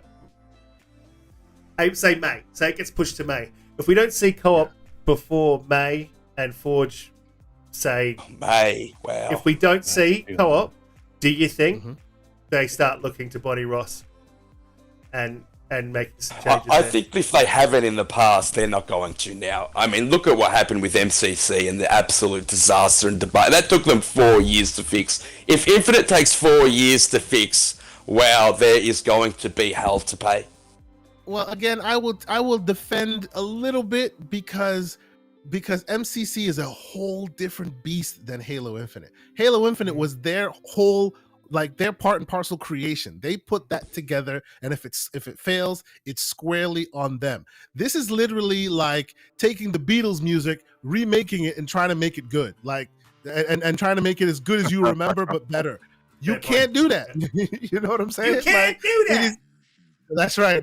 Shout out to Fonzarelli. You know, the to me, honestly, Halo MCC was so ambitious they shouldn't have even tried it, right? And you can't hold it this because like it's not just one game with one weird netcode. It's like 5. And you can hit a button and see the old and the new, and all of it must run on Jaguar cores, laptop cores from 2020 to 2005. Like it was an impossible undertaking. 2006, an impossible undertaking, right? It is an impossible, and the fact that they've been able to accomplish it, like, of course, it took a while to get there. So because of that, their roses got cut short. But I think they should be like, people should be clapping in the streets when they see that thing working because it's impossible. Nobody can do that. Have you seen people bring, let's say, Uncharted, all of them? No, they only did the last 2, right? Well, they're doing it again with the Marcus Phoenix collection. So exactly. But you see what I'm saying? Is that confirmed? Well, not really, but no, it's not confirmed. No, but the gears are churning. Yeah, I mean, come on. But you on see this what rumor. I'm saying? These guys take crazy swings, and when it works, everybody wins. Yes, it took a while for MCC to win to get there, but if we dash them every time they try this, then they stay safe. Very, very safe all the time. And we don't want that, right? No, Halo Infinite itself, yeah, you can give them all the smoke they deserve on that one because that was their sole creation. And the point to mismanagement is very apt because that 6-year development and that, what was it, $500 million budget or whatever, that wasn't all spent on development time. That was spent on Unreal. Oh, we screwed up. Let's go back to the drawing board. Now we're making Slipspace. And that's a difficult so a lot of money was wasted. That's a crazy difficult undertaking, like you were saying. And that is before. all square within Bonnie Ross's house. That's where her blame can be lied. 100%. I agree with that. Because she obviously didn't understand what it would take to move from Unreal into this and change the Slipspace engine. Like, that's just like, if you read about that, I spent a lot of time reading about it. That's absolutely insane, and nothing was working for them. I think they spent like a year or 2 years. I was reading as just a small developer within the country and in the company, and he was saying that it took them like 2 to 3 years where nothing was going right, and they just started to manage to pull it together in like the 4th year. That's absolute madness. Imagine spending 3 years of your life banging your head against the wall, and that's money down the drain. Like, that was 100%. unnecessary, and development time down the drain. One thing we can say about Halo Infinite is they didn't play it safe. They really didn't. They opened up the world. They separated the multiplayer in the campaign. You know, although things didn't launch, I'm sure, the way they wanted, they didn't play it safe. You know, who would have thought that we were going to get an open world Halo game? I wouldn't have thought it, and I wouldn't have thought that it worked. But after playing it, wow, it is. The bones are there, and I've said it numerous times, and it's only going to get better from here. The only thing I'm a little sad about is if we lived in a world where Joe Statham actually was able to maybe justify another delay, which we would have all been angry about, I'm sure, but then let them release the game the way they wanted it to be released, you would have gotten that full Breath of the Wild experience. That idea is just crazy to me, and it never came to fruition, and I think that's unfortunate, you know. I think Umbra said on a previous podcast that they will get a second wind from when that Forge, when co-op campaign does come back. So it'll be like the second awakening of Halo, and it'll bring all those people back. But I want to get Boba's thoughts on all of this. No, I don't have too much to add to it. You guys took all the wind from underneath me. Like, you guys have been nailing it on the head. But yeah, I had my doubts too as well about Halo. They had some stuff on their plate. Like, I was like, oh, really? Inclusion of a grappling hook? I was like, oh, come on, man. Open world, I don't know if they're gonna properly bring this to fruition. But yeah, I love the game. Like, don't get me wrong, it's got its issues, but they just need to sort out this 343 stuff. Like, this has been going on way too long, and I don't want it to affect one of my favorite IPs. End of the day. Yeah, the grappling hook turned out to be the best inclusion that they could have added, and now everything has a grappling hook. Absolutely everything. And if people didn't know, Big Team Battle is fixed. It's working great. So if anyone wants to have a game, mate, I'll be up for it. Yeah, I might join you, brother. Absolutely. Well, this kind of brings us to the end of our topics for the week, unless you've got something to add, Umbra. Oh no, that's it for me. All good, all good. So, thank you for everyone who came in the chat. Fonzarelli turned up, which is out of control crazy. You've made my week. Asa turned up. You are a superstar. He keeps denying it, but we all know it's true. And Grum, Crazy Lou, Mr. Joanna Dark, Great Monad. Great Monad. Yeah, it's Steph. It's C-Steph. It's C-Steph. Aussie Mandus, Right Things and Ashtray Stuff. Gaming. Hey, you, Ashtray, all you guys that turn up, you power the show, you make this show really what it is. And I love your questions. When you guys send, I obviously can't super chat at the moment because we're just a little guy. But when we can super chat, that'd be great. But I love your questions. Keep sending your questions in. And afterwards, hit those comments if you've got any questions. I'll endeavor to answer every single one. To our guests. Mr. Joanna Dark as well. Miss Joanna Dark, to our guest, Kay Asante, thank you very much. Your insights have been absolutely amazing. I always love listening to you on podcasts when I can catch them. Tell us what you're up to, where we can find you, where your podcast is, times, Twitter. What are you up to? So yeah, thank you guys so much for letting me join the conversation. This is great. You know, like we come, we discuss, we talk about the stuff going on, and you guys are always insightful, a good bunch of brothers. So I really appreciate being invited on. TKO Asante on Twitter, and I see a lot of the folks in the chat. They also jump on my show from time to time. Mr. Joanna Dark was a guest a couple of weeks ago. So you know we appreciate all these fine folks in the community. Last week I actually had Randall Thor 19 on. I was blessed to have him on. I felt like doing the "We're Not Worthy" every 5 minutes, but there goes that. This weekend, tomorrow actually, 10 a.m. Eastern Standard Time, we will have the man with his empire that's blowing up everywhere, Mr. Fun Speculation himself. Mav will be on the show, and a newcomer in the game, John Wolf, who has also been making a good scene for himself. He was actually on Boom Show a couple times. I've been on his show.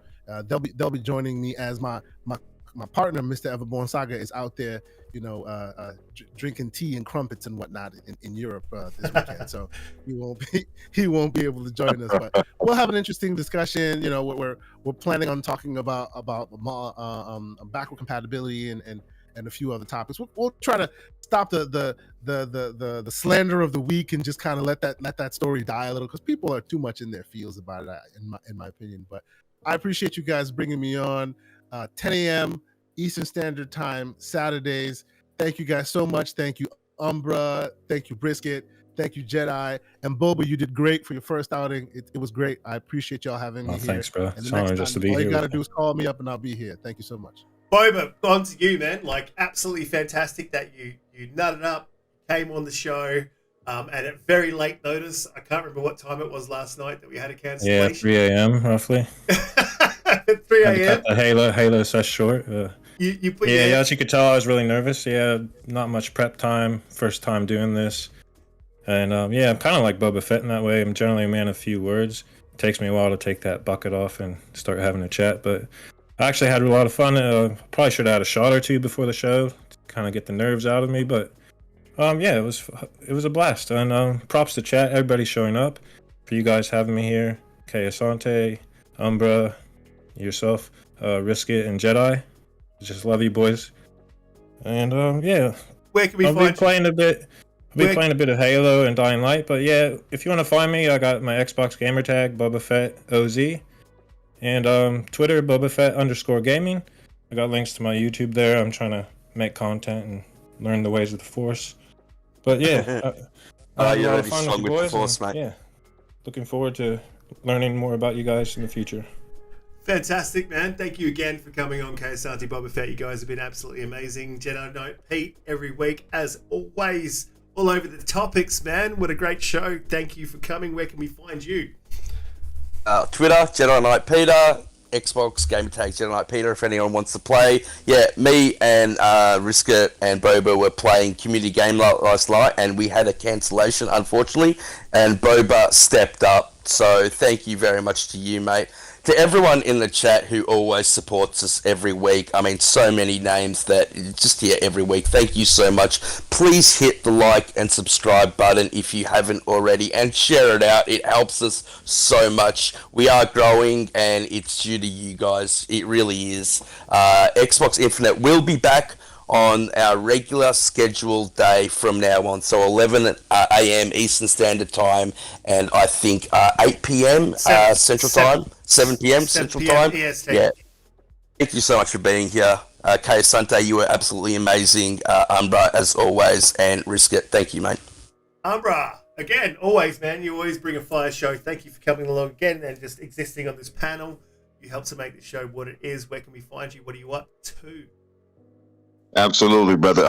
You all can find me, of course, on Twitter under Infinite Umbra or Umbra Infinite. Either way, you're going to find me.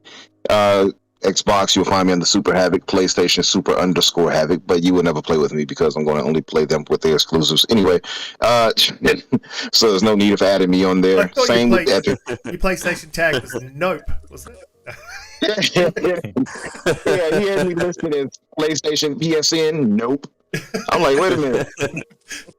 But no, yeah, thank you, chat. Thank you all for coming through, my brothers. You all always here with us. I appreciate it. Steph says King Thrash next episode. Yeah. Yeah. Work on that. We'll be volcanoing all over this damn thread. Yeah, so thank you all for coming through and supporting us as you always do. Risk, Jedi, appreciate you guys. You know I had to have you come through, Kay. Kay, if you all didn't know, he gave me my first opportunity to appear on the podcast on his show with him and Everborn. So I really appreciate that, and I feel I feel honored that I had the chance to kind of, I guess, return the favor in a way. But at the same time, you're doing us the favor of being here and blessing us, brother. So really appreciate you coming through. And Bubba Fett, for your first time, you did really great. I hope you feel better. It seems that you're a little down under the weather. It seems. Thanks, bro. In the trenches. Yeah, no doubt. Appreciate you guys for coming through. Jedi, like I said, and Risk, appreciate you, brothers. Thank you. Look, all out as well with Boba Fett. Actually had a punctured lung like 2 days ago. So the dude is an absolute beast. He is a champion, and now he's got a sore throat. So if it turns out to be COVID, and you've got a punctured lung, yeah, you really are the Boba Fett of Australia. Brother, you need a vacation. Yeah, you need a vacation. Okay, once again, thank you guys all for coming to the show. You've been absolutely amazing. Boba Fett, you're amazing. Kay Asante, JediKnight as always, Umbra as always. You can find me on Twitter at Riskit4TB, or I am starting my Twitch channel. It is going to kick off, and you can find me at the top there where it says Riskit for the Biscuit 1, and I'll be playing all the games I can get through Game Pass just for a laugh, and we'll be playing Gears of War 5, I think, in the next couple of days, JediKnightPete. But jump into Twitch there and follow my channel, and then you'll see when I go live. What a show. Fantastic. We'll catch you all later. Later. Later, guys. I'm out.